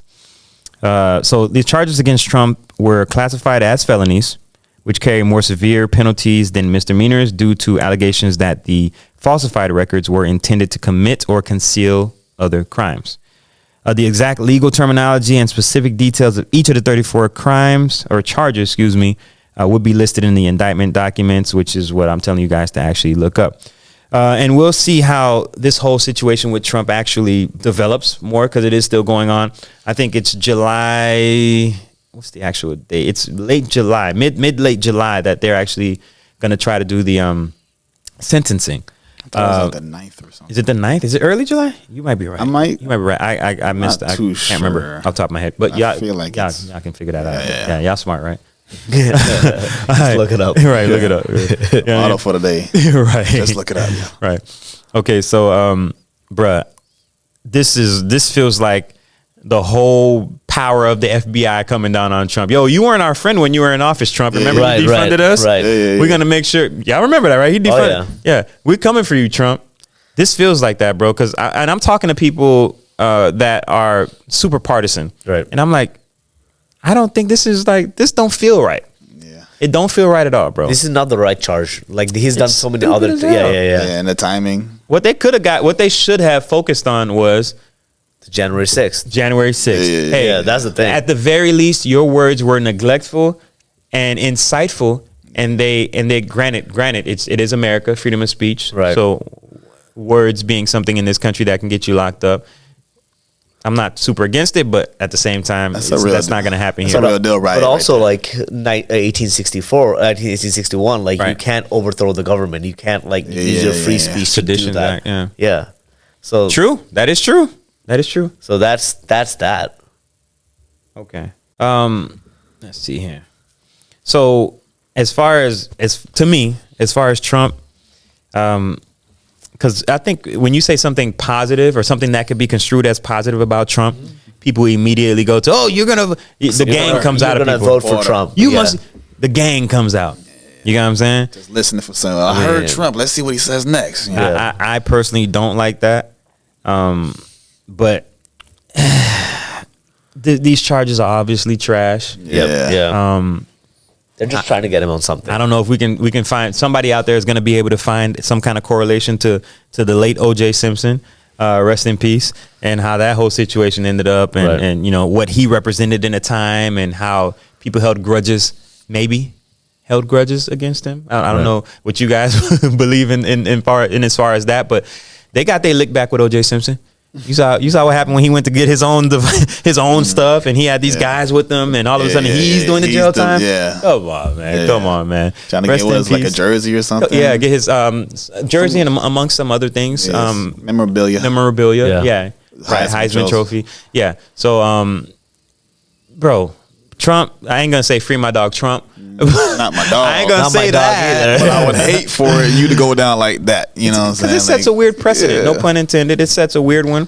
And it has to be across the board. Yeah, fairness. And it's like, do you really want to go down that route? No, we don't want to do that. And fairness. And we know, they're already doing that in the Supreme Court, where they're looking at the smallest thing and setting precedents. So if you want to set a precedent for that, watch out. Yeah, it's going. Yeah, right. And it's interesting when you bring up the Supreme Court, because one of my guys, and he's super partisan, super liberal, and he loves to just pick my brain on these things and honestly just go back and forth and argue, you know what I mean? But when you brought up the Supreme Court, one of the things I know that Clarence Thomas specifically, they're trying to poke at precedent that was set for contraception. They're trying to poke at that. Now, what I was telling my boy is that I don't think contraception, because that includes condoms. So you believe that them poking holes in the condom, them poking holes. That's a hell of a pun. But you believe that contraception is gonna go away, go by way of the dodo? Like no, dodo. Like contraception means a lot of things. Like it's an umbrella term. It's a super umbrella term. Now, are there products that are being over prescribed and over pushed to certain people? Maybe putting in your head like if I'm a super religious person or a super religious state, maybe I don't want certain numbers. Mm-hmm. Maybe I don't want, you know what I mean? Like, let me say it like this. What I explained to the guy is there are well-meaning people in this country, right? And some of them don't believe in what you believe, right? So just because you believe something or you believe in a way of being, that don't mean they have to. Yeah. Just because you fell for the concept of letting your child do whatever. Like I want to let my girl say that they're a boy, my 8-year-old. I want to let my 12-year-old just go wild and have sex and do all that. Not everybody thinks like that. So the mindset is confusing. It's not even confusing. It's almost like nonsense. Idiotic. It's idiotic. Like, bro, get out of here. You're in a gang right now, bro. Yeah. This is why you're saying this, and this is why you're so. Go touch grass. Go touch grass. I love that. Whoever made that up is hilarious. Whoever touched grass is hilarious. But bro, get out of your own way, bro. Like you don't realize you're being used to continue and foment this whole thing. This division that you're being a part of. It's helping this to continue, bro. You don't even see that, bro. Hyperpartisan is dangerous. It's dangerous as hell, bro. Because you're either this or you're either this. You can't come to a table to talk about people and critically talk about you're a Republican, I'm a Democrat. We can't have a conversation. How is this country gonna function, bro? Yeah, red state versus blue state. There's two parties. If the parties can't talk, nothing's gonna get done. And guess what? Nothing's getting done right now. Right. And what I had to try to explain to him, he didn't respond, so I know I got him because he's the type. If he feels like he got you, it took him like, bro. When do we went to a fight like 2 weeks ago. So we talked about this 2 weeks ago, and he just shot me a reply. Yeah, he was thinking about it. He just shot me a reply today, like, "Hey, per our last conversation, you mean 2 weeks ago, bro? Like what? Just following up. 2 weeks ago, come back? Yeah, ChatGPT. That conversation, bro. I know I'm a, you know what I mean? I know I'm serious like that, and I know I'm a killer with the debates and all that. I know I'm him. But damn, bro, like, chill, man. Like, I'm over this conversation. I passed it. You know what I'm saying? But what I was trying to get him to understand is that the fact that this is something that we are arguing about should tell you or should put in your brain that somebody wants you to argue about this, right? There's millions upon millions of people in the very middle. There's millions of people, like I said before, that are just well-meaning, that want the safety of their children and want to prosper in their community. Yep. That's it. Yep. The little intricacies in their belief that come from their culture that has existed for a century or two, that's neither here or there. We are still, keep in mind, forging this nation here. Yeah. Right? So for you to be what you call hyper partisan about something, yelling and screaming, oh, if this happens, that's the end of the world. Oh, if this, no. Don't fall for that. That's what they want. These major corporations that want to push division and hate and all of that, because that's where they thrive as far as control. They want you to do that. So instead, maybe try coming in the middle, try being a little more logical, try focusing on our civic duty a little more, voting. Yeah. Every chance you get, become a super voter. You gotta Google what a super voter is. Local votes for sure. Local for sure. And if you feel that freaking that much emotion or vigor about it, why don't you run? Yeah. Facts. You feel that much passion? Facts. Why don't you run, bro? Why don't you do that? Yeah. Like that's where I'm at with it. Like, cause I want in the future I may want to do something political. That may be in the cards for me. Right. But like if I don't get the if you that hyper partisan, you might as well run, bro. Yeah. Because me, I don't like I don't rock with the Democrats, and I do not rock with the Republicans. I'm a registered Republican because I live in this great state of Florida where you can't participate in your primaries without it. And I done been a Democrat, obviously. I done been an independent. And when I realized that, I'm losing out on the primary vote, I signed up as a Republican. Does that mean that I agree with everything? No. Does that mean that I disagree with everything? No. No. Right. But come on, man, we got to put a little more thought into this, man. You just can't say whatever you believe just because your gang said it, because that's what happens a lot of times with these people, because the Democrats think they're smarter than Republicans, right? So this is what you have. It's just inheriting beef. Bruh, for nothing, bro. Yeah. Get out of these gangs, man. But the problem is the Democrats think they're smarter, but the Democrats are Denny's. They're catering it to everyone and can't get anything done. Republicans, no matter, there's a lot of the base that I don't like guns, abortion, on all those platforms. But guess what? They're staying true to that. They at least have an ideology that they're forming. Yeah. There's a different level of hierarchy and falling in line that happens on the Republican side that I noticed. Because remember, there was another thing we talked about was the vote for Build Back Better, right? That was held up by two Democrats, right? Kristen Sinema and Joe Manchin several years back, right? Those were two Democrats that weren't lockstep with the Democratic Party, right? They caused for Biden's landmark plan. Build Back Better would have been legendary. Build Back Better would have immediately made Biden like top 3 presidents of all time. And it failed because of two Democrats. Right? Two Democrats. And when I was talking to him about that, he's so partisan and so gang. He's a Crip, right? Might as well say a Cripocrat or whatever. Hypocrite. Bro, he couldn't see it. Democrat, that's what I called it before, Democrat. Like, he couldn't see it. So I kept telling him, bro, it failed because of two Democrats. And if those two Democrats said yes, it would have passed. Right. Because the vote falls on the VP.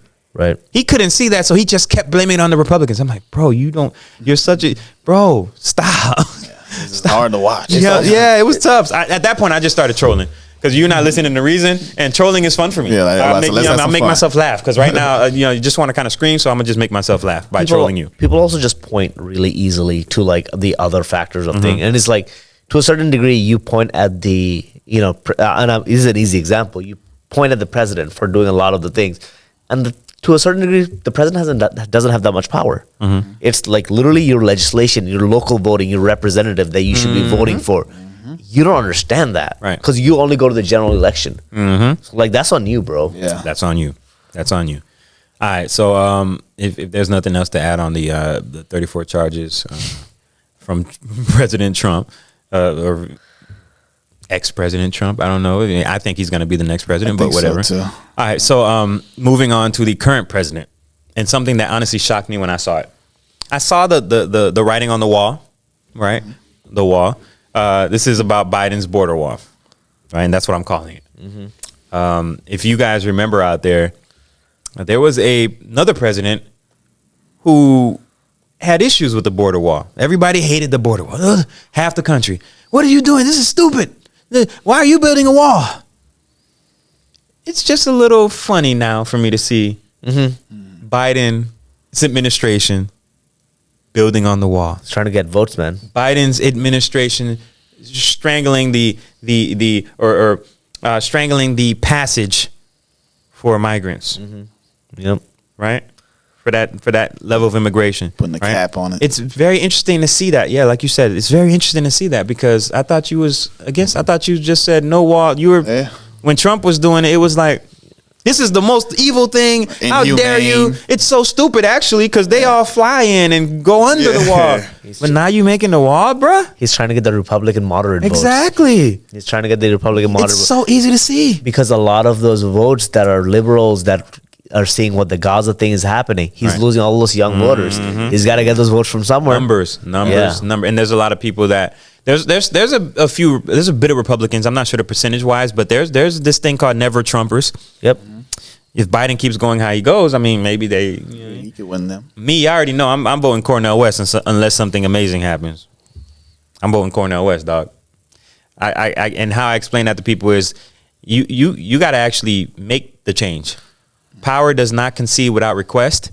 So if I just told you I don't like the Democrats or Republicans, why would I keep feeding into them? Right. If you want change to change, you got to make it change. I'm sorry. How you guys feel about Robert F. Kennedy? I don't like Jr. him. Okay, so a few episodes ago, probably over 10 episodes. I've done already so many episodes of this show, but I spoke about how I felt Robert F. Kennedy was trying to reach out and grab the votes from the what do you call them? Excuse me. The alt-right. He was trying to, from what I saw, he was using white supremacist rhetoric, like the secret stuff, to secretly show. It was kind of like a dog whistle, and I exposed that on an episode. Yeah, right? I exposed that on an episode a while back. It was months ago. I think what's that episode? Rule 18. I can't remember the name of that episode, but yeah. So I don't trust him. I don't trust him at all.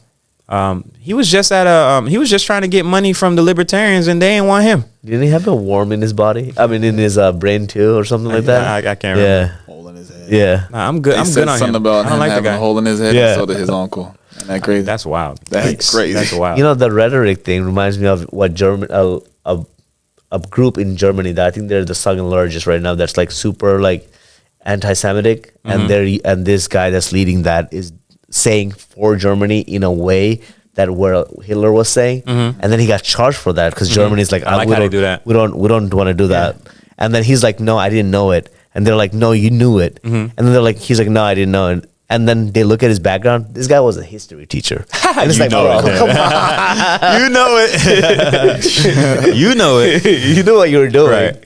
All you know right. what group you were trying to get a vote from. Thank you, Slick. All right. So, again, I mentioned Biden's border wall, but there's a lot of people I'm sure out there that haven't been keeping up because it's kind of easy to just put your blinders on. You know what I mean? Like put dark shades and put some blinders on. I don't want to pay attention to none of this. The world is crazy. It's messing with my anxiety. So I'm good. I'm go nothing. To work and family. Yeah, and I have a lot Right. of friends that are like that. Right. I'm like, I need to know what's going on. Just Right. Exactly. barbecues Not only do I do a podcast, but I love history. So Exactly. you cannot. If you love history like me, you can't avoid nothing. Yeah. You can't. All right. So recently, President Joe Biden's administration approved the continuation of a border wall construction in Texas, reversing an earlier pause on such projects. This decision came after Biden cited legal constraints, stating that the funding had been appropriated by Congress for this purpose, and his administration was obligated to use it accordingly. Sure, Biden. The construction will cover about 20 miles of new border barriers in Starr County, and that's Starr with 2 R's, and that's in Texas. The move has been met with criticism from some like me who view it as contradictory to Biden's previous stance on border wall construction when Trump was doing it. So yeah, that doesn't make me feel like I want to vote for Biden more. And honestly, I acknowledged earlier or at different times on this show, on this platform, where I felt like Biden had been doing a good thing. I gave him props for the student loan stuff, and even though I felt like it was to buy votes, it's still helping real people. Right. And you can do that more often. I'll be happy for that. I have loans to pay. Right. So outside of that, there's not much I'm willing to just be like, oh, Biden's great. Biden's doing this. Biden. He's I give credit where credit's due. But if I give that kind of credit to him, even though he's a person that I don't really care for, I gotta also give that credit to Trump and the things that he did. Because he did do things. My brother's getting out of prison a little earlier because of Trump. So it's kind of, you know what I mean? If we're going to be fair, and I like to be fair, I think if everybody was fair, the world would be utopia. Also, Biden is status quo. Not Travis Scott. Like he's a facet of corporation. He's status quo. He is. Absolutely. I still can't get out of my head how he used to be for segregation. Yeah. I mean, a lot of those old men are, come on. Of course, old white dude. I don't trust none of them. Straight up. Leading the country in Congress. Straight up. Excuse me. All right, so that's the actual border wall situation. How do y'all feel about it out there, man? Put it in the comments. Do you feel like it's hypocritical, or is it just the right thing to do? And you just gotta, because I can, just playing devil's advocate here, I can see it being like, hey, the status of the country has shifted, and the problem is bigger than they anticipated. Right. So I can see that perspective, maybe, if you say that, but say that. Say that. Don't say, yeah, they appropriated the money and this is, I just got to use it. So why not? Like, come on, dog. Don't give me that. Use the money for college loans. Please. Yeah. Please. Come on, bro. Development of counties. Infrastructure, yeah, absolutely. If we talk about that. Atlanta, Georgia. Going to Atlanta, Georgia. Yeah. So if you guys actually, because honestly, I'm not going to front. I just, you guys can talk about it because, hold on, let me see here. Where is it? Because I honestly just found out, I've been so busy. Y'all, I got a busy life. Believe it or not, I got a very busy life. But so I just found out about this today. But if I can give you guys a brief synopsis, right? A major water outage in Atlanta occurred due to multiple water main breaks, causing significant disruption across the city. The problems began on a Friday morning when corroded pipes burst near downtown, impacting businesses, residences, hospitals, and government facilities. Another break later occurred in Midtown, exacerbating the situation. The city issued a boil water notice for affected areas, instructing residents to use bottled water or boiled tap water before consumption. The water outage forced several businesses and attractions to close temporarily, and the events, including concerts, were either canceled or rescheduled. Mayor Andre Dickens apologized for the delayed communication and updates to the residents. The city provided bottled water and portable toilets at various locations while working on repairs. Yeah. By Saturday evening, the primary break had been fixed and water pressure was gradually being restored, although the boil water notice remained in place for some areas. Does this sound familiar in this great country? Does this sound like Flint, Michigan? Flint, I think they spell it Flint, right? Flint, Michigan. It sounds very similar, man. So some of that Biden money, we just flip back to that. Some of that Biden money could be used for infrastructure, right? That real infrastructure is 100 years old. 100 years old. Like, didn't even check it. No maintenance, nothing. I hope it opens the eyes of a lot of big different, like, big, especially big cities, like even Orlando, Miami, Florida. Like, yo, maybe we should get ahead of this. Well, here's the thing. That's called kicking the can. Yeah. Okay? This is what's called kicking the can. That budget that you get, I'd much rather put some of it in my pocket, right? Or give some to my friends for kickbacks. I'd much rather do that than deal with something that I don't like. Yeah, you said 100 years, but that's normal, right? Why I can kick the can. Like there's no like it may last another 100 years. Yeah, you don't know. Or it may go in 20 years, but I won't be here. Yep. So I'm gonna kick the can, and I'm gonna play the stat quo game. Because why not? The last guy, he became a millionaire. Yeah. You know what I mean? He had tons of kickbacks. It's the policies that are there, man. Bro, we're in Florida. Yeah. If you know about Rick Scott and all the kickbacks and the money Google Rick Scott and the bruh. Yep. Like, so it's a kick the can down the road game. I'm hopefully keeping my fingers crossed. Hopefully I don't got to deal with it. You know what I'm saying? But in the meantime, I'm gonna make this money and I'm gonna build my profile because I want to get to Washington. Yeah. The craziest part about that is like, man, the water that we're drinking, those things are like,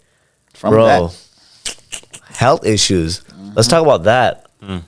It's not surprising.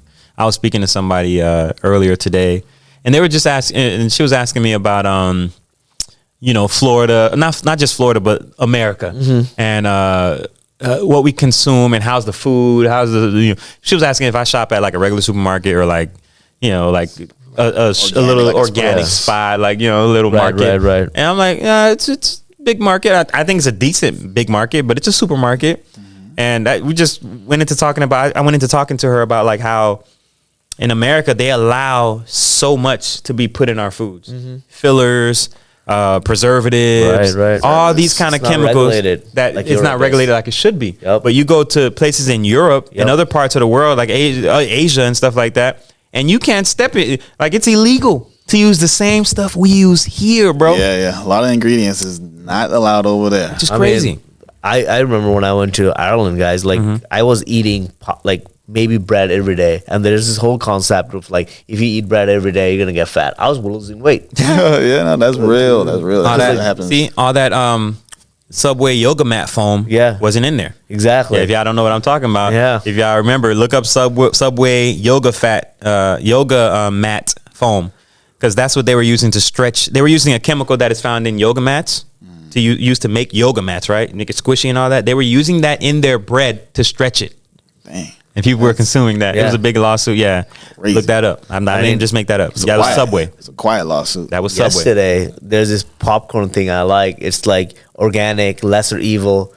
Yesterday, I read an article, high amounts of lead found in it. No way. Even the organic ones, bro. Yeah. Like They're that not is safe. claiming that like all of this Yes. is good. Corporations that have a hand in it. Now you're like getting all this lead and everything. So what can you trust in this government? I'm going to keep talking about it until y'all listen. Corporations are the evil in our country, man. I'm trying to tell you. And in the world. If you look at a lot of the horrors, if you look at it close enough, I love how you said that, for profit. I love how you said that, for profit. What it's all about, especially like you said, stretching it, making things last. I don't know if you guys have ever had that one protein. What's up? It's like a milky, got like a cow thing on the front. Milky protein? Is it cheese? No, it's a protein drink. It's like a shake. Milkshake. No, it's like sports shake. It's not sports shake. Is it white? Yeah, it's like white, but it has like a cow on the front. I think I know what you're talking about. Something. Okay, so what about it? Like What 20 about grams of protein in it. They had to pull that off the shelves. No way. Yeah, they had some kind of ingredient in there that's toxic for you. And I used to drink that after working out faithfully. Wow. I used to tear it up, bro. After working out, drinking, I was like, okay, yeah, I'm feeling good because I know there's 20 grams of protein in there. So I'm going crazy. I saw that the other day. I'm like, bro, what can I drink? Right, exactly. Even if you're buying like more like on the higher cost stuff, just because like you think it's organic, can't trust that because FDA regulation. First of all, there's not enough funding going into there, so their regulation is super just broad, so people can get away with anything. So microplastics, right, everywhere right now. I know, right? The concept of drinking water and something that can seep into the water is like wild, right? Yeah. Damn, we're being hosed, bro. We are being hosed just to stick with the water thing. Right. We're being hosed. All right, so damn, I don't want to. There was a nice there was a segue. I was just about to say, but I'm not going to use that one because that's insensitive, right? And I want to say rest in peace to Airman Roger Fortson. He was actually a senior airman, a member of the U.S. Air Force, was fatally shot in Okaloosa County.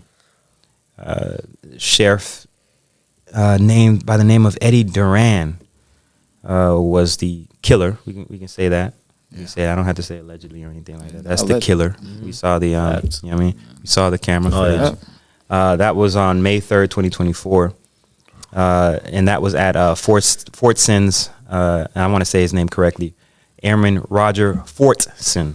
Yeah, I think I mumbled that before. Rest in peace, man.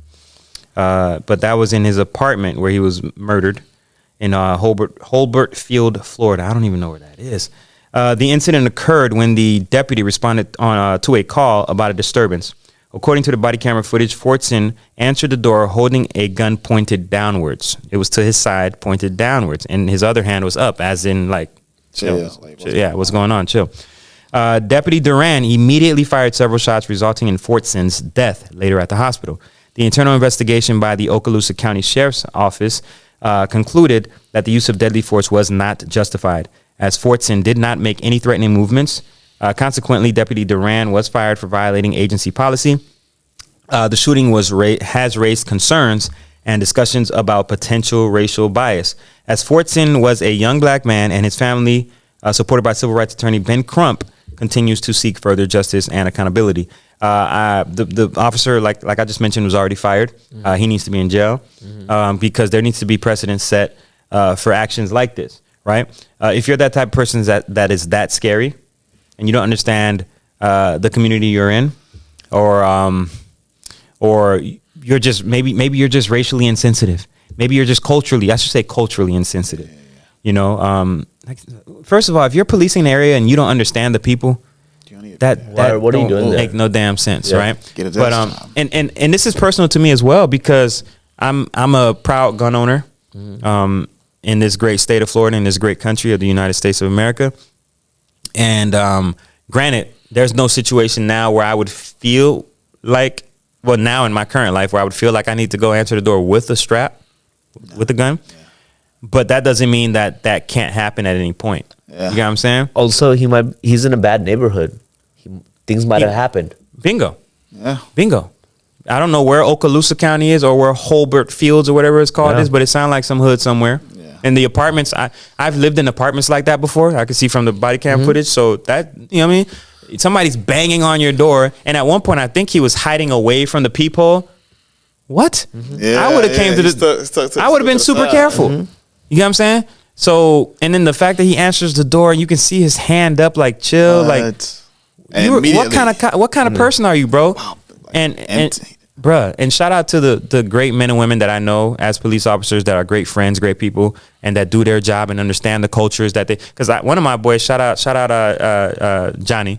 I ain't gonna say his own name, but shout out Johnny, man. He's told me stories about where he was on call with officers not of our culture that literally would have blasted somebody's head off. Yeah, like he had a situation where this dude looked like he was going through something and he wanted probably suicide by cop.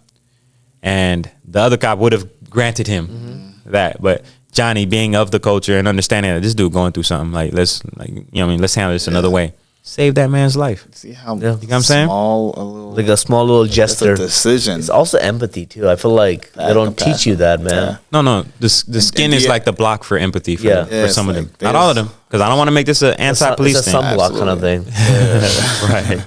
Seriously, some of them see your skin and you're immediately a threat. Yeah. You're immediately like, ugh. You can see it too. This ain't racism, but this ain't a racism conversation per se, right? But like, you can see it in some people's face. Like they look at your skin like it's less than or something. Like I just stare right back at them. How I see it, is how my mom would like kind of raise me up to see certain folks like that. It's like, you know, they'll look at you like you're not a person. They'll look at you like you're a thing. Yep. You know what I'm saying? Like you're it's just you're an object. Yeah, you're a thing. So if you're hurt, it's like whatever. You know, it's crazy. Like it's just crazy seeing that in all different kinds of like walks of life or environments. You can see it in the eyes, bro. You can see it in the eyes. Yeah. Okay. I've took my wife to the hospital a few times, even like before. I even went with my cousin, who's a lady, to the hospital, and they'll say they're in pain. Like, are you sure you're in pain? My chest hurt.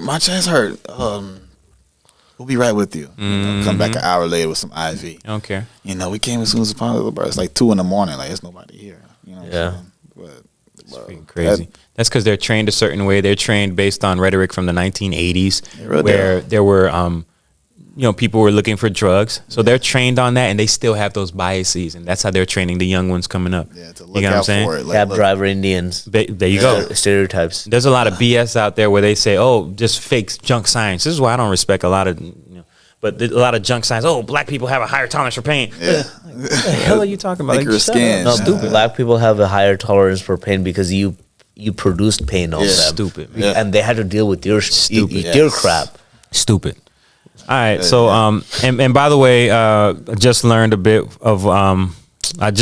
bit where Okaloosa County is. That's in the Panhandle. So I did not know that. Yeah. I didn't. I never even been in the Panhandle area. So and I'm from Florida, born and raised. Right. So for the deputy who got fired, I know he wasn't fired immediately. I was seeing somewhere earlier today how other people, because Roger was in the Air Force. Yeah.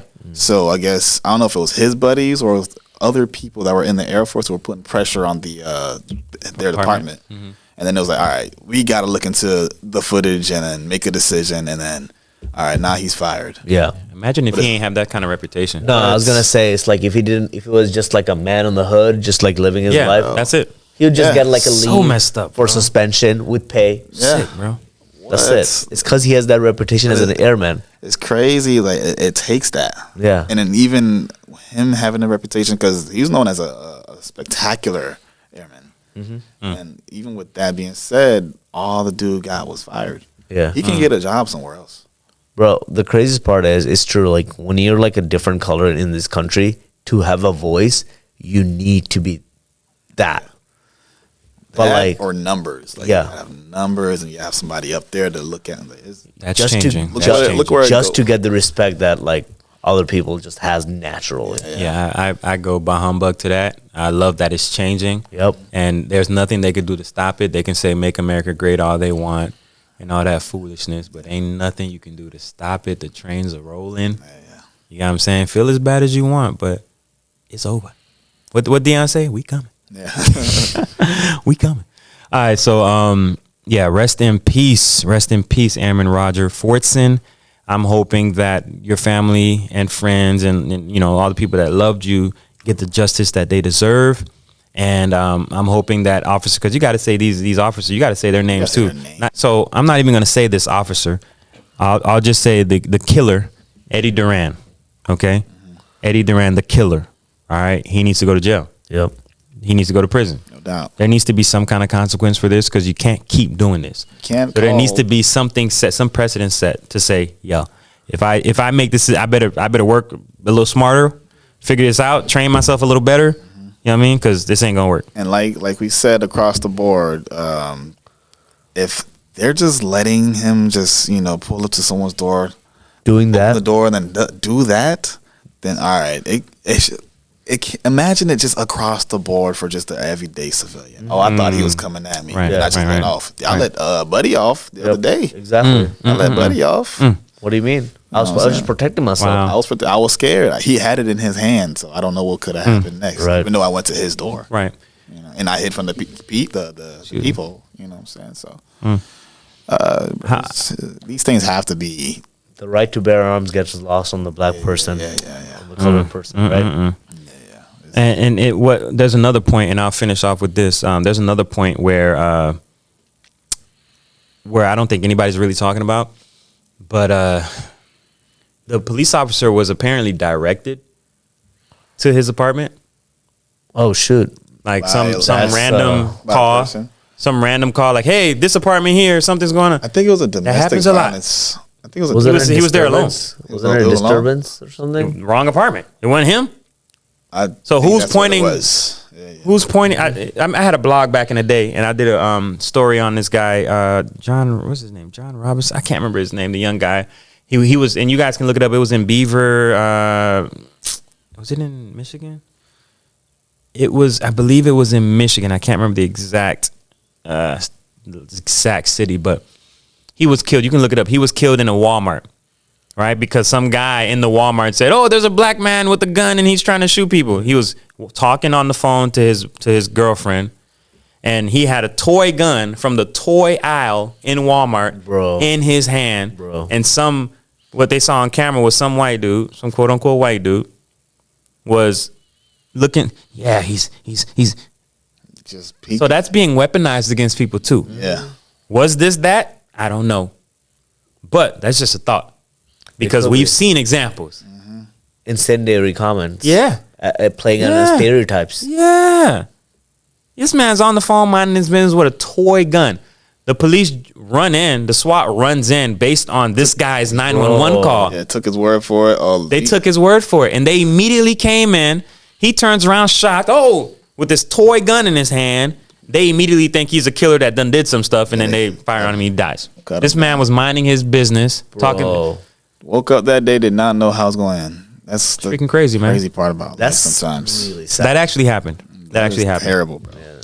All right, so just rest in peace. Moving on from that, man. Something I actually forgot to touch on, and that was Fauci on the Hill. And I'll briefly give a synopsis, and we'll see how you guys actually feel about that. But we are finishing up, man. Y'all, Bet by Bit is going to be really quick tonight. I literally have like one thing to say.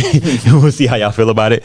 Okay, so Fauci, I'm calling this Fauci on the Hill, man. I'm gonna just give you guys a few highlights on this because the next one's gonna be a little lighter, and it's gonna be another situation that happened on the Hill, essentially, right? It starts with all B's, so leave it at that. All right, so Dr. Anthony Fauci, oh my gosh, can't talk right now. Dr. Anthony Fauci testified before the House Select Subcommittee on the coronavirus pandemic on June 3rd, 2024. This was his first public testimony since retiring from public service. The hearing aimed to scrutinize Fauci's role in the U.S. pandemic response, the origins of COVID-19, and various pandemic-related policies. During the hearing, Fauci faced intense questioning from Republican lawmakers about the effectiveness of social distancing measures, his relationship with the pharmaceutical companies, and the origins of COVID-19. Controversial moments included Representative Marjorie Taylor Greene's refusal to address Fauci as a doctor and her accusations that he belonged in prison, which led to a heated exchange and required intervention from the committee chairman to restore order.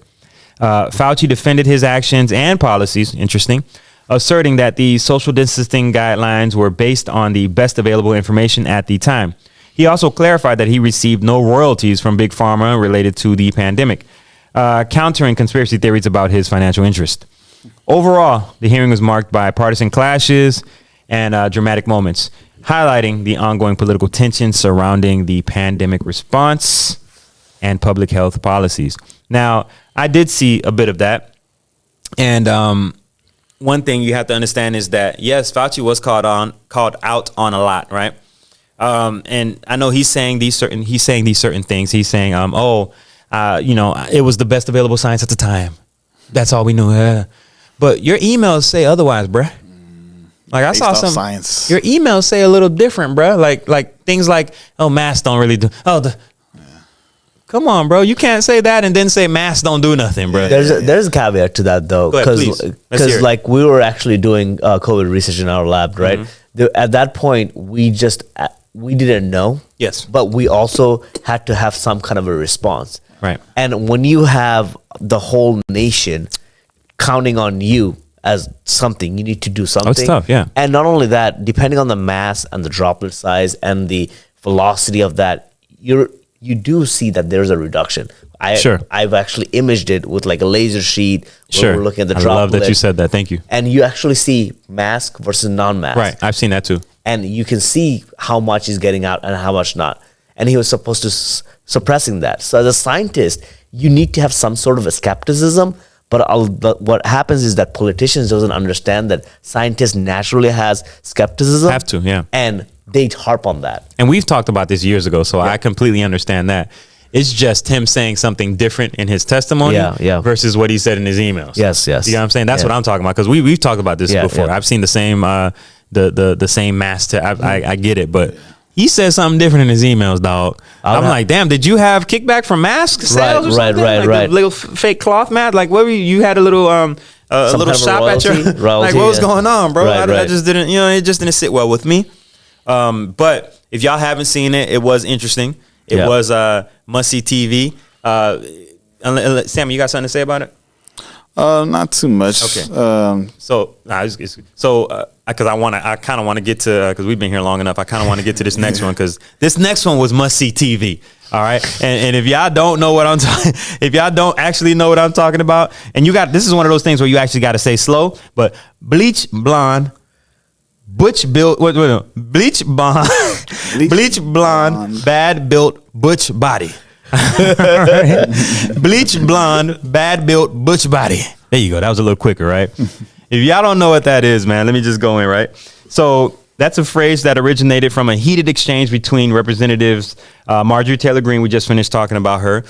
She's a representative from Georgia, and Representative Jasmine Crockett, of a Democrat from Texas. During a House Oversight Committee hearing on May 16, 2024, Greene made a disparaging remark about Crockett's fake eyelashes.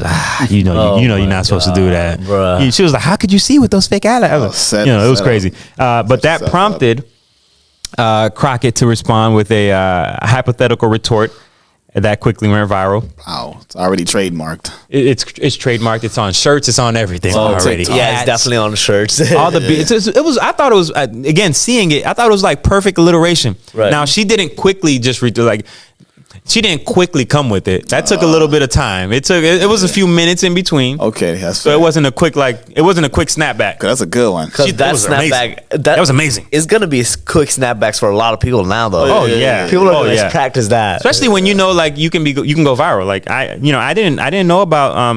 Granted, I'm not in Texas. Yeah, but I didn't know about Jasmine Crockett. But now I do. Yeah, now I do, because I didn't even know who that was until today. Right. Yeah. I didn't know about her, but salute to her, because that was a hell of a comeback. I mean, you done made it viral. Salute to you. And I thought that was like, why are you talking about this girl's eye? Like, come on, man. Like, what are we doing in this meeting right now? It's a weird thing that's happening in Washington where, and I don't want to say it like that because I was going to say there's a certain decorum that should be held, but we've seen worse. Yeah. We've seen fights and people tease when we see a video about somebody in Guatemala fighting in their Capitol buildings. Yeah. Like we used to have the same thing in America. No, I mean, and recently though, like it's gotten worse, and that's the decorum that you're saying. Like, Right. there's something that's lacking right now, and people are making fun of us because we don't have that decorum. We're lashing out at each other because of this hyper partisanship. Right. And Marjorie Greene Taylor is like a huge example. Marjorie of Taylor that. Greene. Yeah. Yeah, she's interesting, man. I don't know if she's on steroids or some kind of Ostarine. Shout out Ryan Cheater Garcia. But yeah, it's very interesting because she's always in the middle of something, and it's weird. And I'm gonna say this: somebody's gonna look at me crazy, but she said she during that Fauci hearing, she had some points. She had some good points. I'll give her that. Again, a broken clock is right twice a day, and sometimes you don't throw the baby out with the bathwater. So I gave her that. That was the most reasonable she sounded because Fauci was moving a little weird. Okay. Again, it was a weird time, but that she did seem a little reasonable, and then she it was for a quick second because she quickly fell out of that. Right. Yeah, I mean, but it was a quick second where I'm like, okay, I can't disagree with that. Okay. All right. Yeah, but like the thing is, you're actually listening. There'll be like people like Democrats. They're like, no, Marjorie Taylor Greene, Marjorie Taylor Greene, MTG. I always mess those up, but like because she's who she is, I can't listen. I can't. Yeah, and that's kind of wild. Yeah. And without listening, Right. You have to listen. I'm sorry. You have to. Like me, I try to cover the whole gambit. Like when we talked about in my philosophy, in regards to my understanding of religion and all that kind of stuff. Like I pay attention to it all. Like not only did I read the Bible, but I also looked into Islam. I also looked into 5%, the Nation of Gods and Earths. I also looked into Islam. I didn't go as deep into the Torah as I could have. By that point, I was already like out of kind of like the religious mindset in that time of my life. But there's many different things like Buddhism. That's like probably my favorite. I ain't gonna front. But I looked into a lot of these things, and a lot of these ideologies or concepts or philosophies actually helped to forge a bit of my understanding now or up until that point. Man. And the funny thing is too, all those religions tell you like the first utmost thing is you gotta listen. You gotta listen to God. Listen. Like and so Listen. like Listen. you don't listen. And Listen. those are one of those things that we're talking about, how like religion can be a pillar stone for morals, for attitudes, for how you should conduct life. And listening is a huge aspect. Yeah. Takes humility. Yeah, exactly. Absolutely. All right, man. I think that's gonna be it for Scrap Metal Media. Unless you guys have anything else that you think we should hit on right quick. I think I'm good, man. So yeah, let's go right on to Bet by Bit. All right. This ain't just a prediction. This is Bet by Bit. You said the hoodie looks stupid, right? Okay. All right. The Bet by Bit prediction of the day is Trump ain't going to jail. Yeah, I said it. Trump absolutely ain't going to jail. I agree. Trump ain't going to jail. Nope. That's my prediction for the day, y'all. Nope.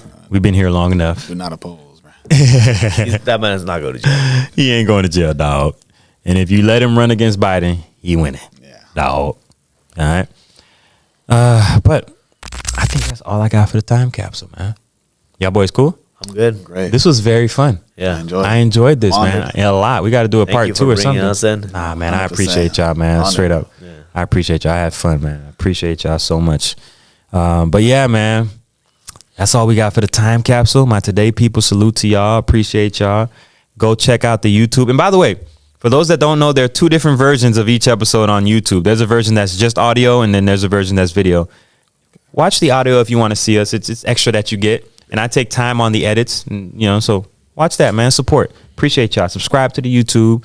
Subscribe to the social media. You guys want to give your socials right quick?